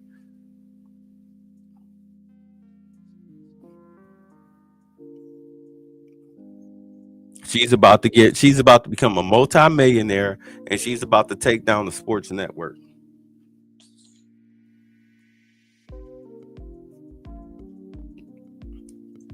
And the funny thing about it is that Joy Taylor is very good friends with what is that chick's name? Hold on. She is, hold on, fellas. What is that chick's name? She is on she's on Instagram too. She's on the NFL Network. I'm trying to think of that woman's name. Because she's married, but you would swear to God that she wasn't. Let's see here. What is that woman's name? Oh my God. Wait, where's my phone? Lewis, where's my phone? Oh, here it is, right here in my face. Okay, hold on. I forget this woman's name, but she's on the NFL Network, and she's married, but you swear to God that she was single, because she's just as big of a freaking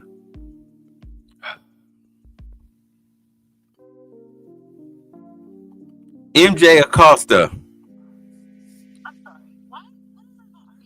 Y'all know who I'm talking about. MJ Acosta Ruiz on the NFL Network. Hold on, I'll show you what she looks like. Hold on.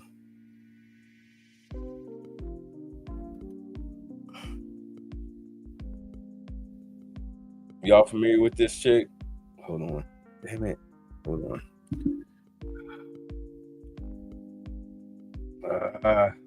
Come on.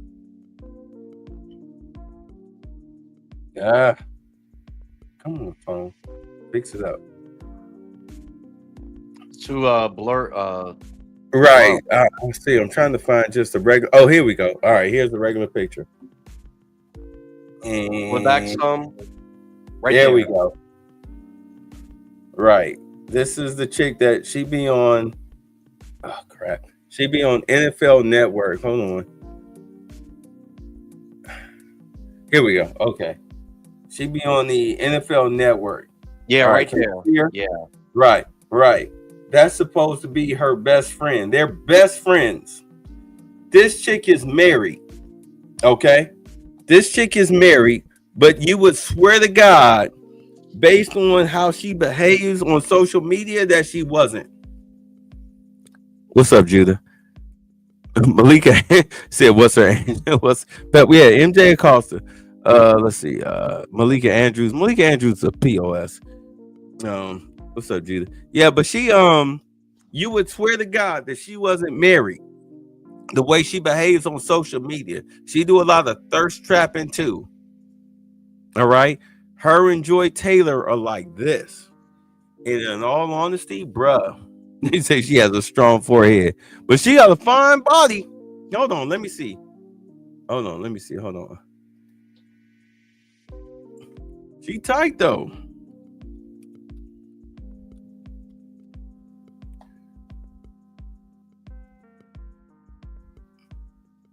The hell was going on with my Google? Here we go. Okay.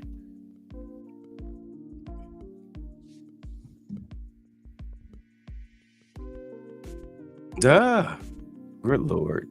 All right, can y'all see that? Anyway, yeah, she's married. She got a husband. This is her husband. All right, some little goofy looking dude. But she fine as hell. She be on NFL Total Access. But if you look at her social media be full of pictures like this. Y'all can see that.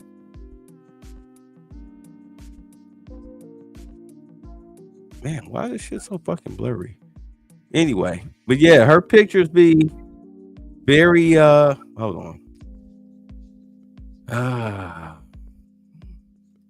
Let's go large. There we go.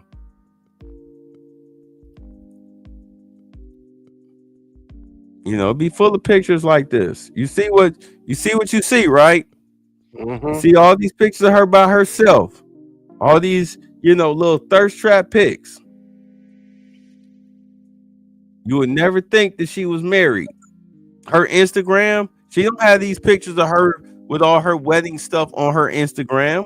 It'd be stuff like, like this and like this and like this, stuff like this.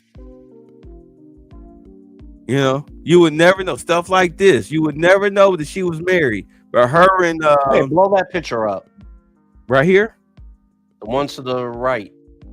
Right here? Go over. No, back. No, go forward. The one she was sitting on the chair. Sitting on a chair. Okay. Yeah, blow that one up. Hold on. See, look at you. Blow that one up. Yeah. All right. Yeah. See, this is like pretty much, she posts thirst traps like this all on her social media. You would never know that she was married. Okay? You would never know. With a picture like that, I'm about to quench my thirst right now. How much would you spend? How much would you spend? I just look. I window shop. Right, but you would never know that she was married. But yet, this is the type of stuff that she posts all over social media. I get it. You trying to build a brand. You know what I'm saying? You trying to build a brand, but you all over. Joy Taylor's your best friend. You understand? Joy Taylor's your best friend. They try to P. Diddy skip a good forehead school like a Sade's. Okay, she might be getting some on the side. She right up Lewis Alley. Yeah. Oh yeah, hell yeah. Look, this is the stuff she posts on social media. Nice legs, high heels. Put that in a pencil skirt. She got kids. Let's see. Let me Google see if she got kids.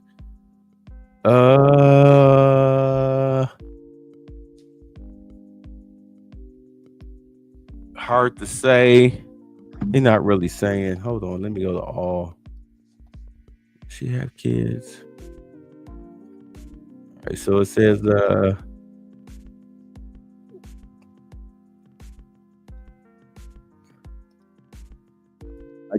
I guess she does. They're not really saying. But it's like I don't want information on your kids. I just want to know if you have kids. So he's a U.S. Marine and a security specialist. Okay. Oh, he's a good man. He's a real good man. Semper Fi.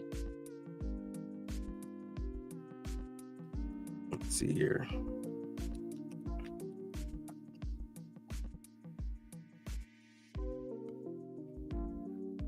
God damn, answer the fucking question.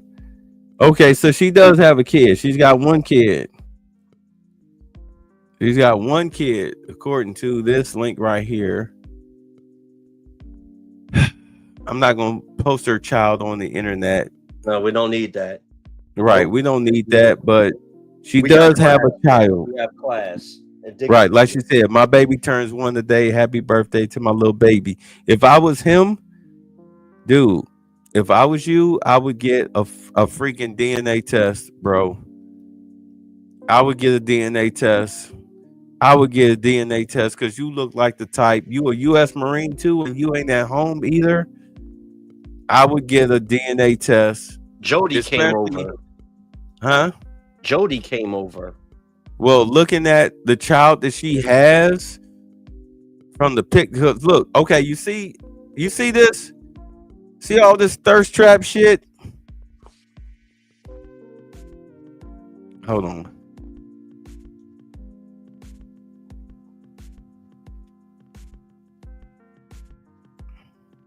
All these little thirst trap pictures that she be posting. Hold on.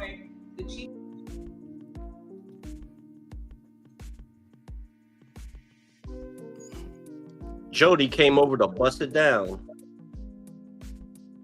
So her Twitter is not really out there like that, but her Instagram is. I can't really do the Instagram on, for some reason, I can do it on Firefox. Firefox is one thing, but for some reason, Google is another. But as you can see, this is our best friend. Check out my conversation with Joy Taylor Talks about their shows Like a Girl. This is her best friend. What do they say about birds of a feather? They flock together. Yeah.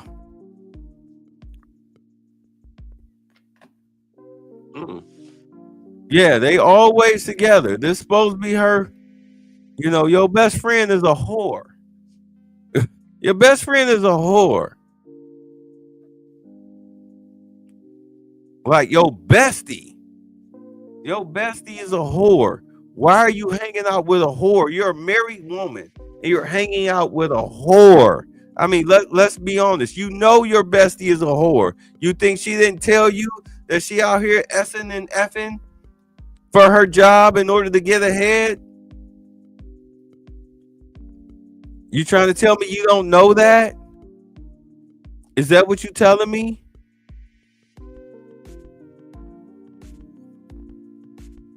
Trust me, this stuff is tame as far as concerning her Instagram.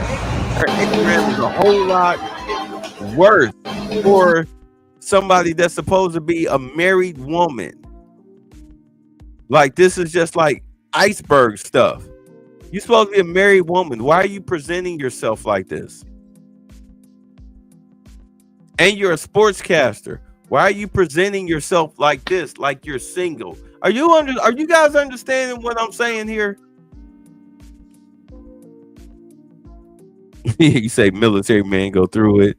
Hubby, her CIA handler. Most of these commentators are assets. Great role model for the little girls. Yeah, you guys know what I'm talking about. This is supposed to be your wife, and she out here acting like, you know, she's single, hanging out with a whore.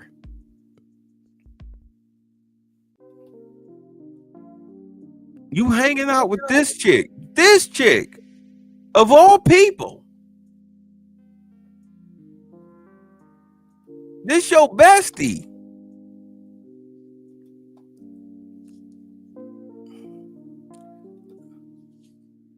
Look, these are just this time last year in Central Park. You taking these little vanity pics. You're supposed to be a married woman. You see are you catching what I'm putting down? Yeah. What are you doing? The vanity. It's like the Travis Hunter effect. Yeah, exactly, Pet Wet Boy. But she can do whatever she wants, though. That's exactly what you see in here. No, not role model, but prominent social figure. Like, shit. Ain't nothing wrong with what I'm doing. Oh my God. Are you kidding me? I could see if you was doing this. This is okay. You know what I'm saying? You doing forums and whatnot. This is cool. But all that, you know, acting like you were a single woman type photos. I really wish I could show y'all her Instagram.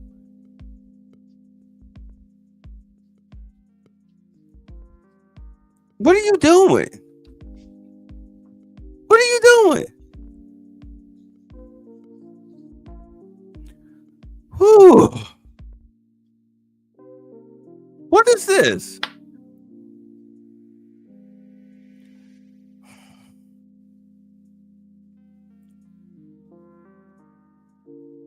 Me watching everyone unwrap gifts on Christmas Day.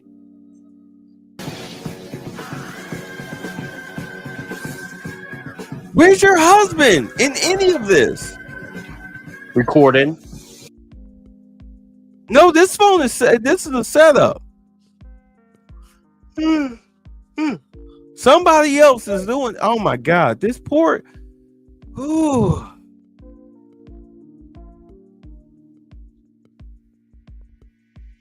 What the fuck? This is my birthday wish is to shed what doesn't serve me and lean into my full power. To stand tall in the woman I've worked hard to become and nurture the little girl within who's watching proudly. Thank you for all the birthday love today. I'm just getting started. You're a married woman. What is this? This is whole pics. Ah.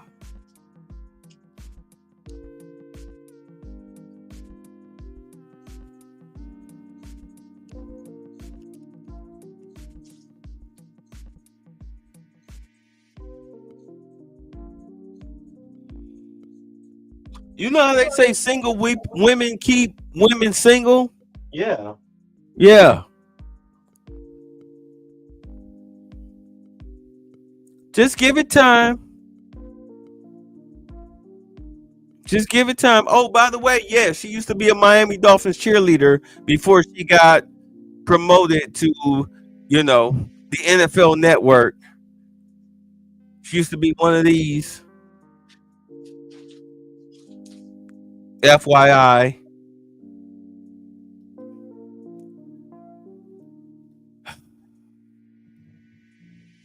Just pathetic, man. Just pathetic. And I don't have a problem with somebody finally getting a glow up and getting a promotion and whatnot. But goddamn. She's still a modern woman, babe. Yes, Forever Blessed. Yes, she is. That's your interpretation. She taking bachelorette pics. He's in the corner with a ball in his mouth. Hell no, make her a side piece. Yeah, pics. What's going on, Andrew? That explains it. I mean, at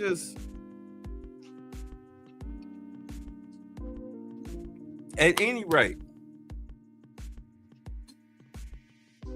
I wonder if she was there when Jason Taylor was in Miami. More than likely, yeah, that's probably how they became friends. More than likely, that's probably how they became friends. She was a little cheerleader thought. All right. She was probably trying to push up on football players. Jason Taylor maybe have tapped that a few times or whatnot. And then she met his sister or whatnot. Because, I mean, you know how it is. You all work together. They co-workers. These NFL players and cheerleaders and whatnot, although they're not supposed to mingle, they do. So she wound up cozying up to his sister. Then they became cool. They became best friends. And now here we are. Now here we are. Well, she probably just as thotty, and she's not fully black. She's mixed with South American, just like Joy Taylor. You say Taylor's from Pittsburgh. She's a Pittsburgh hoe. Yeah, you know, they got this mixture in them. So there's the bonding. I swear to God, man. I swear to God. And then you wonder why Hispanics are taking classes on black women to understand them. Like, what the hell is wrong with you chicks? What the hell is wrong with you chicks? You are so self-destructive. It's beyond measure. It's beyond measure. But yeah, but the bottom line, it because of Skip Bayless coming at this girl, offering her 1.5 million to tap it, and she was so disgusted that, you know, she didn't want to take on the Demi Moore situation, you know, the indecent proposal. She didn't want to do it, even though 1.5 million. She probably knew that, you know, well, if I hit him once, he'll probably want it all the time, and he'll probably slowly dole out the money. You know, 10,000 here, 10,000 every time I hit it. You know, he hit it. So now she's, you know, Down pretty payment. much kind of A little down payment here and there. right. She's indebted. Like, damn, I gotta bang him 10,000 to 1.5 million. Damn, he'll be dead before I get all the money. You know, I gotta sleep with this old fossil crypt keeper looking mother, father, sister, brother repeatedly. I'm not doing it. Oh, this is disgusting. No telling you know, what type of coyotes or whatnot to help her get in the country. I mean, like she said, she got trauma. She hums because she has trauma from childhood. No telling what went on with her past. No telling what type of physical or psychological abuse she went through just to be in the position that she's in now. And now you're here in America, the land of quote unquote milk and honey. You get a dream job and it turns into the be a goddamn the Diddy house. It turns out to be a nightmare. Right. It's the goddamn Diddy house. At Fox Sports 1. It's like, damn, I have no protections here. So she had to endure because she had to feed her son. She couldn't afford to lose her job. I get it. I mean, I understand. We say, you know, well, you was being abused. How come you ain't leave? Sometimes these women have no options. There are guys out here. Understand something. There are men out here who have daughters. Why don't you leave? Like, well, she won't leave because, Daddy, you too much of a pussy to protect me. I know if Fel Antonio show up, you too much of a pussy to blow his brains out. You trying to argue and fuss and fight, and you leave my daughter alone instead of putting holes in his fucking body, which he so deserves. It's just like, oh, you ever see Family Guy with Quagmire and his abusive sister? Quagmire was a goddamn pussy, letting his sister get a beat up until finally he got the goddamn gall to kill his abusive his sister's abusive boyfriend. You're of no help. You a bitch made nigga. You are of no help. So it's like, fuck it. I'll stay with him until he eventually leaves me. It be bad like that. It gets bad like that. She was caught up in a situation like that to the point where she was like, you know what? I can't do this no more. Y'all threatening my livelihood.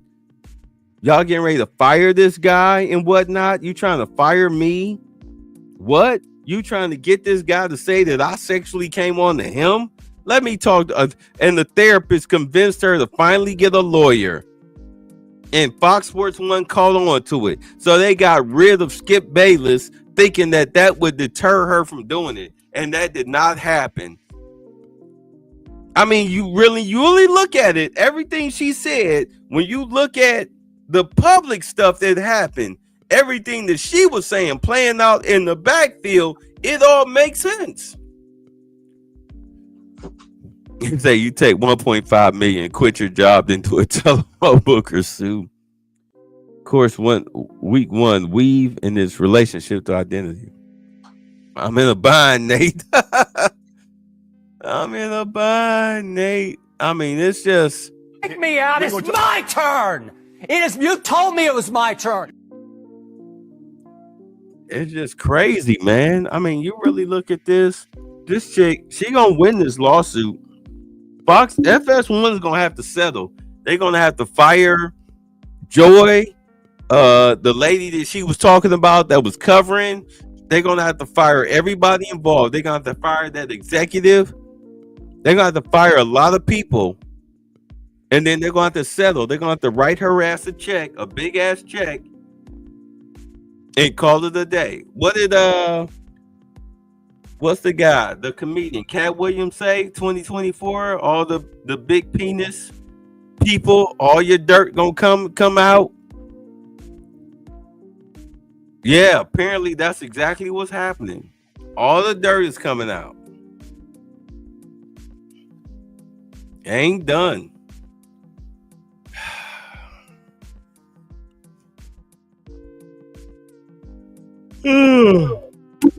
But the good news is we don't have to worry about Joy Taylor no more.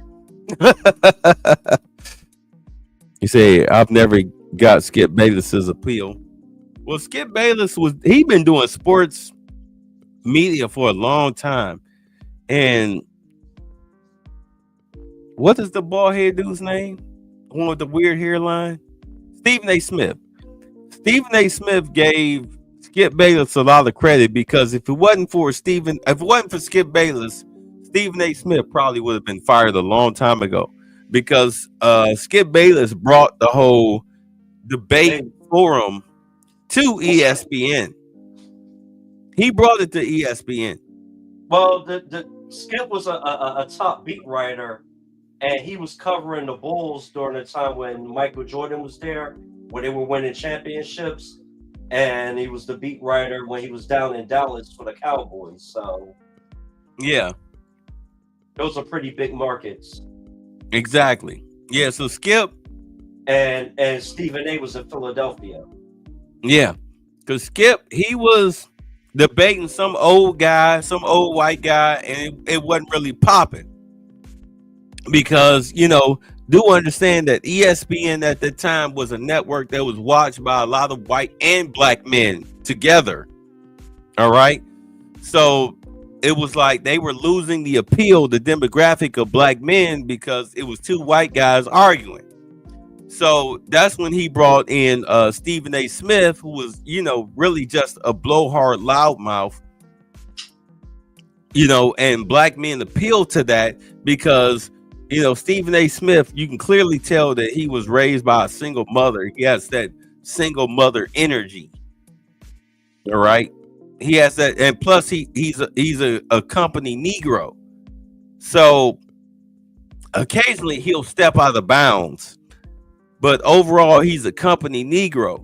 So him and Skip going at it, that made the black men, oh yeah, we want to see what Stephen A. Smith got to say, because they appealed to that effeminate male energy. But then, of course, when Shannon came aboard and Skip left and went to FS1, he took Shannon with him.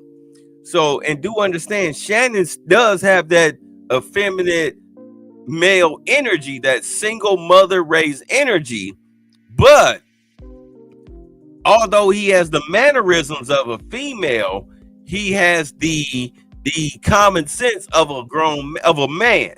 So because he know what he's talking about concerning sports, so he had an appeal. Excuse me, hold on a second, y'all. Hold on, let me get this deal. But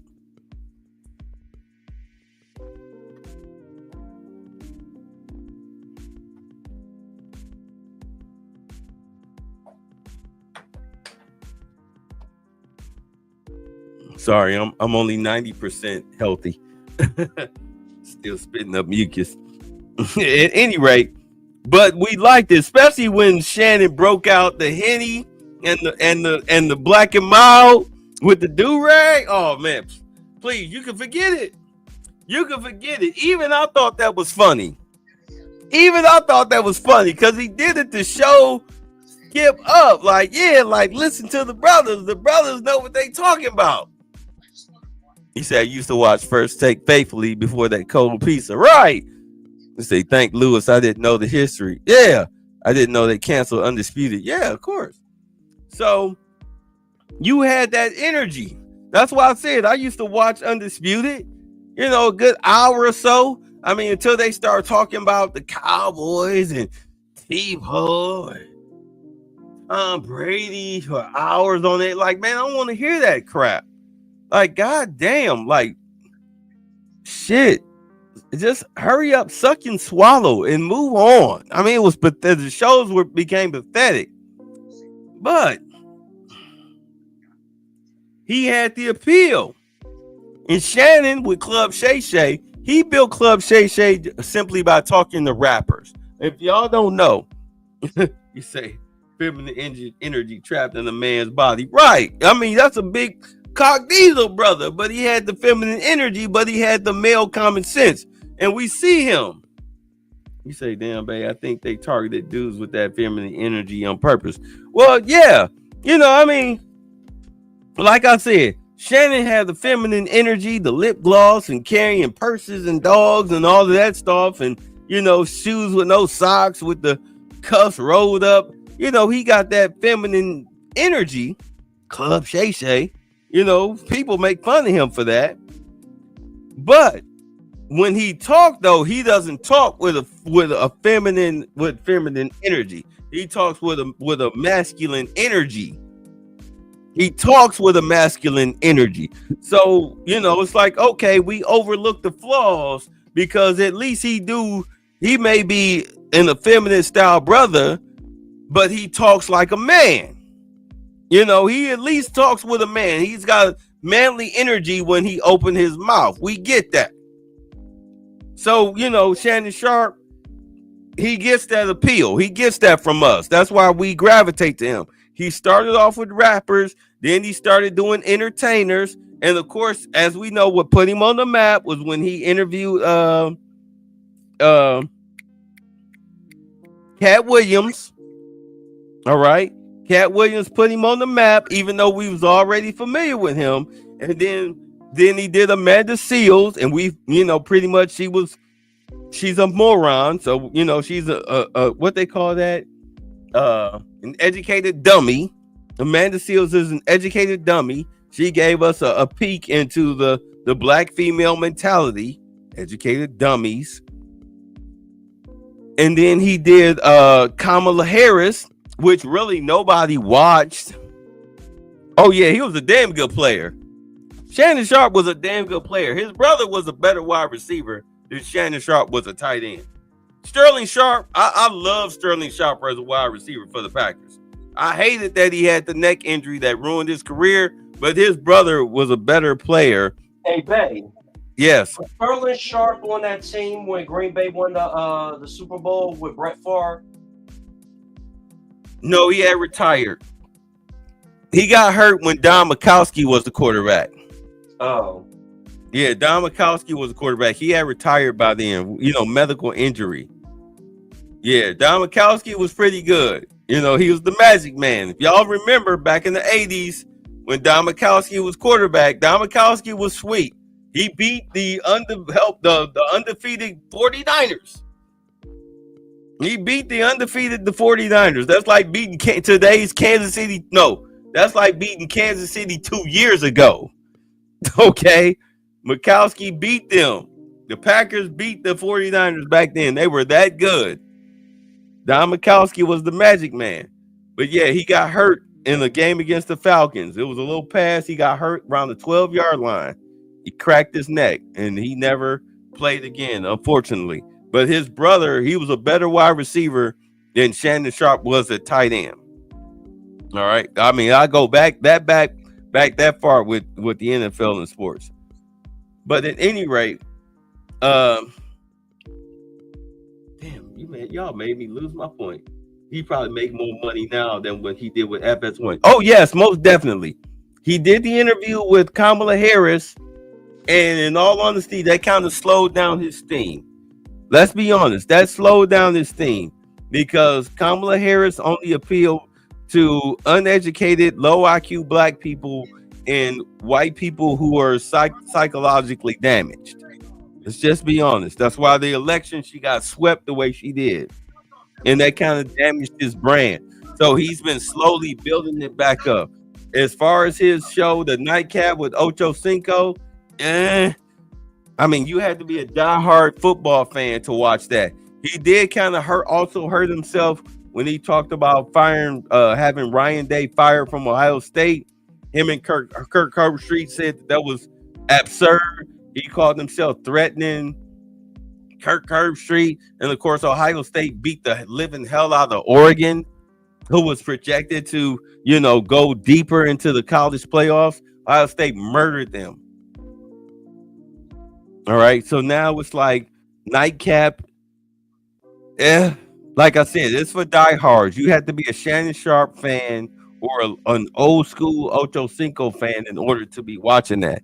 You say Sterling Sharpe was on Jerry Rice level before his injury. Exactly, Forever Blessed.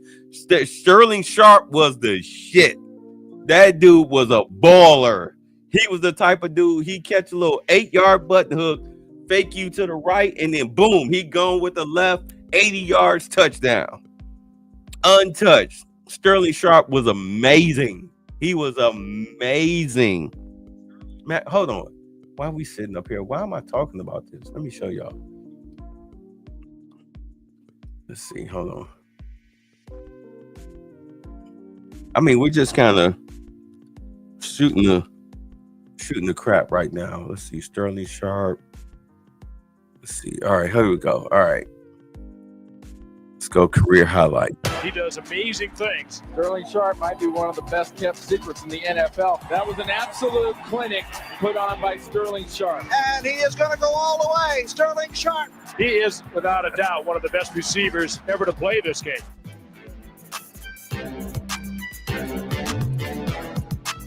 I wanted to go to Green Bay, and it was great because I got a chance to concentrate. You understand? Green Bay was trash when he was there. And the Green Bay Packers was the best place that I could have played my best football. On 1st and 10 from the 24. That's Right, Mikowski. looking into the end zone for Sharp. Touchdown! I think. A juggling catch by Sterling Sharp. And the Packers come right back and score again. Boy, Sterling Sharp is simply magnificent. That's what Sterling Sharp does. He is a game breaker. Well, he is murder. You know, See if they show them button hooks. does We it used also to kill easy. people. You don't know when that chance is going to be. You never get a chance to say when you're going to be a great player. You got to make the play. Play action again. There's Mikowski. Deep Okay. sideline. What a catch by Sharp, and he holds on. Sterling Sharp goes up high for it and gets head over heel. I'm sorry, I'm probably losing people with this, but you know, we fellas, we should love this stuff. Throws it up for Sharp, and makes a great catch. Sharp had stopped. The ball looked like it hung up in the wind, Randy, and then suddenly he had to go forward for the ball. Mikowski complete. Ball is loose. Sharp picks it up. Touchdown. He appears to be warm now. He's playing well. On 1st down again, he steps up, goes deep. He got him. Boom, gone. Cut it inside. He's gone. That's when the Cowboys was good. Touchdown, Green Bay. Mikowski back looking across the middle. Touchdown, Sterling Sharp.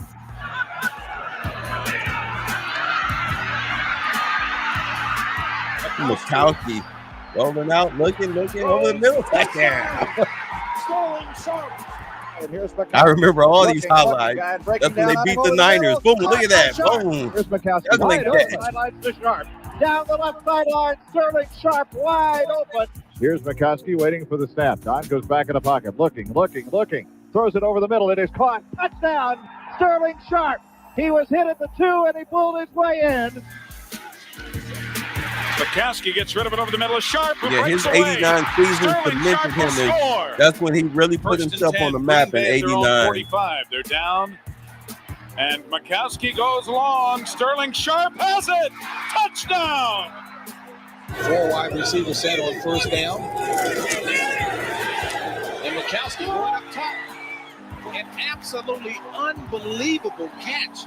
Just I'm a sorry. great I mean, job I'm of just showing y'all this. adjusting to the ball and making the catch by Sterling Sharp. My favorite is Calvin Johnson Jr. Yeah, oh yeah, he was better than Calvin Johnson. Look at them numbers. Green Bay has the ball at their own. Oh yeah, he was tight. Cal, look at that. Boom. 32 tackles, he gone. Sterling Sharp was the dude. I used to love this dude. I used to have a poster of him. I put it on my wall. Even though I was a big 49ers fan in 89, I loved Sterling Sharp. That dude was a baller. But 89 put him, his 89 season put him on the map. He locates the ball, lays out, and makes the catch just inside Boom, the back one line. knee. Well, that Green Bay 84 jersey was very popular back in the day. Oh yeah. Sterling Sharp. Yeah, this is the game they beat the Niners when they should have lost. Out of the pocket. To Sharp. Boom, boom, boom. Touchdown. Talk about a guy who can catch the Oh, ball, no, wait, get this is the open, 90 what game. a They did lose to the competitor 49ers in Sterling 1990. Far side. But in 89, they beat the Niners. They gave the Niners their first life. He's to the 20. Good, look, this is what I'm talking about. Look. Oh, shoot, crap. Sterling Let me go back. Sharp is a very strong man. This is what I'm talking about. He make that little button hook catch, and then he be gone. Little dump pass. Boom. Shake, shooking. He's to the 20. He was the master of doing that. Let's see how many times they show that. Sterling Sharp is a very strong man. I have a dirty job, I guess. I'm the guy that goes through the middle, over the middle, and around the middle. How often do you see receivers go into linebacker territory and then make a lot of yards? There's not very many of them, and Sharp is one of them. Sharp will give you that. After the catch, he is one of the most. He had John Taylor's strength with Jerry Rice's vision. 38-yard line on first down. Mikowski's got Sharp. Makes a nice catch.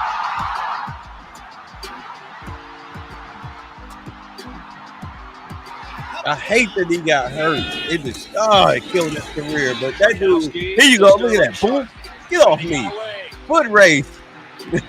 After the catch, he is so dangerous. Sterling Sharp to the 23-yard line. This is what he talked about to me earlier in the week. He You says, was not as arm receivers, tackling this we have guy. to make big plays.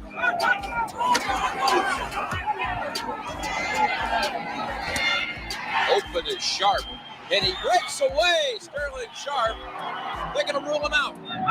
Eddie Harris in motion. Sharp. Sterling Sharp for the touchdown. From the 4. Harris in motion. Play action of both. A flag on the play. A contact. Throws it forward to Sharp. Touchdown. Green Bay. Can Green Bay keep doing Damn it. doing well? Contact. All right, I gotta stop. Damn it. I just got copyright noticed. I got copyright noticed by YouTube, but I mean, y'all kind of get the idea.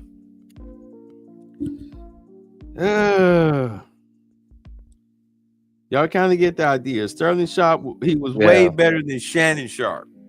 I mean, yes, he was way better than Shannon Sharp.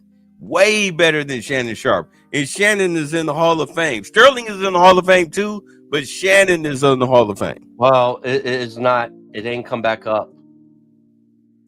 What didn't come back up? The stream. Oh, crap.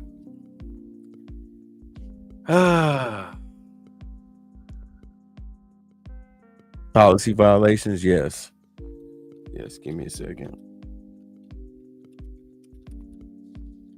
Let me know when it come back up. All right, I'm looking right now.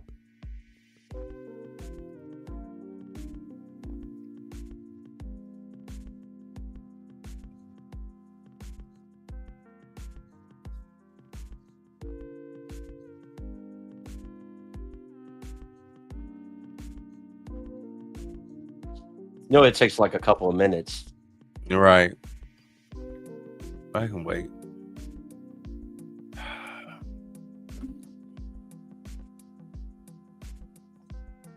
Oh, I gotta take my bath.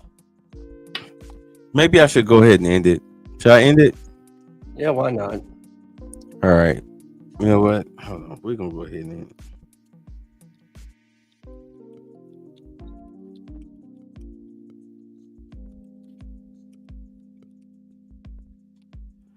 All right. So, you know, if y'all watch this on the replay, understand, because of Skip Bayless, he made the block hot. He exposed Joy Taylor. You see, she ain't nothing but a dirty slut. And there's going to be shakeups at Fox Sports 1. But you know what? It was time. It was time. The network was pretty much kind of dying anyway, and it was needed. All right, y'all. We will we'll catch y'all later. All right. Peace. I'm not Captain Saberhole. No, real soul. I'm not Captain Saberhole. Yeah, no. Look, I'm not like this in the slightest. I'm attracted to intelligent chicks to think righteous.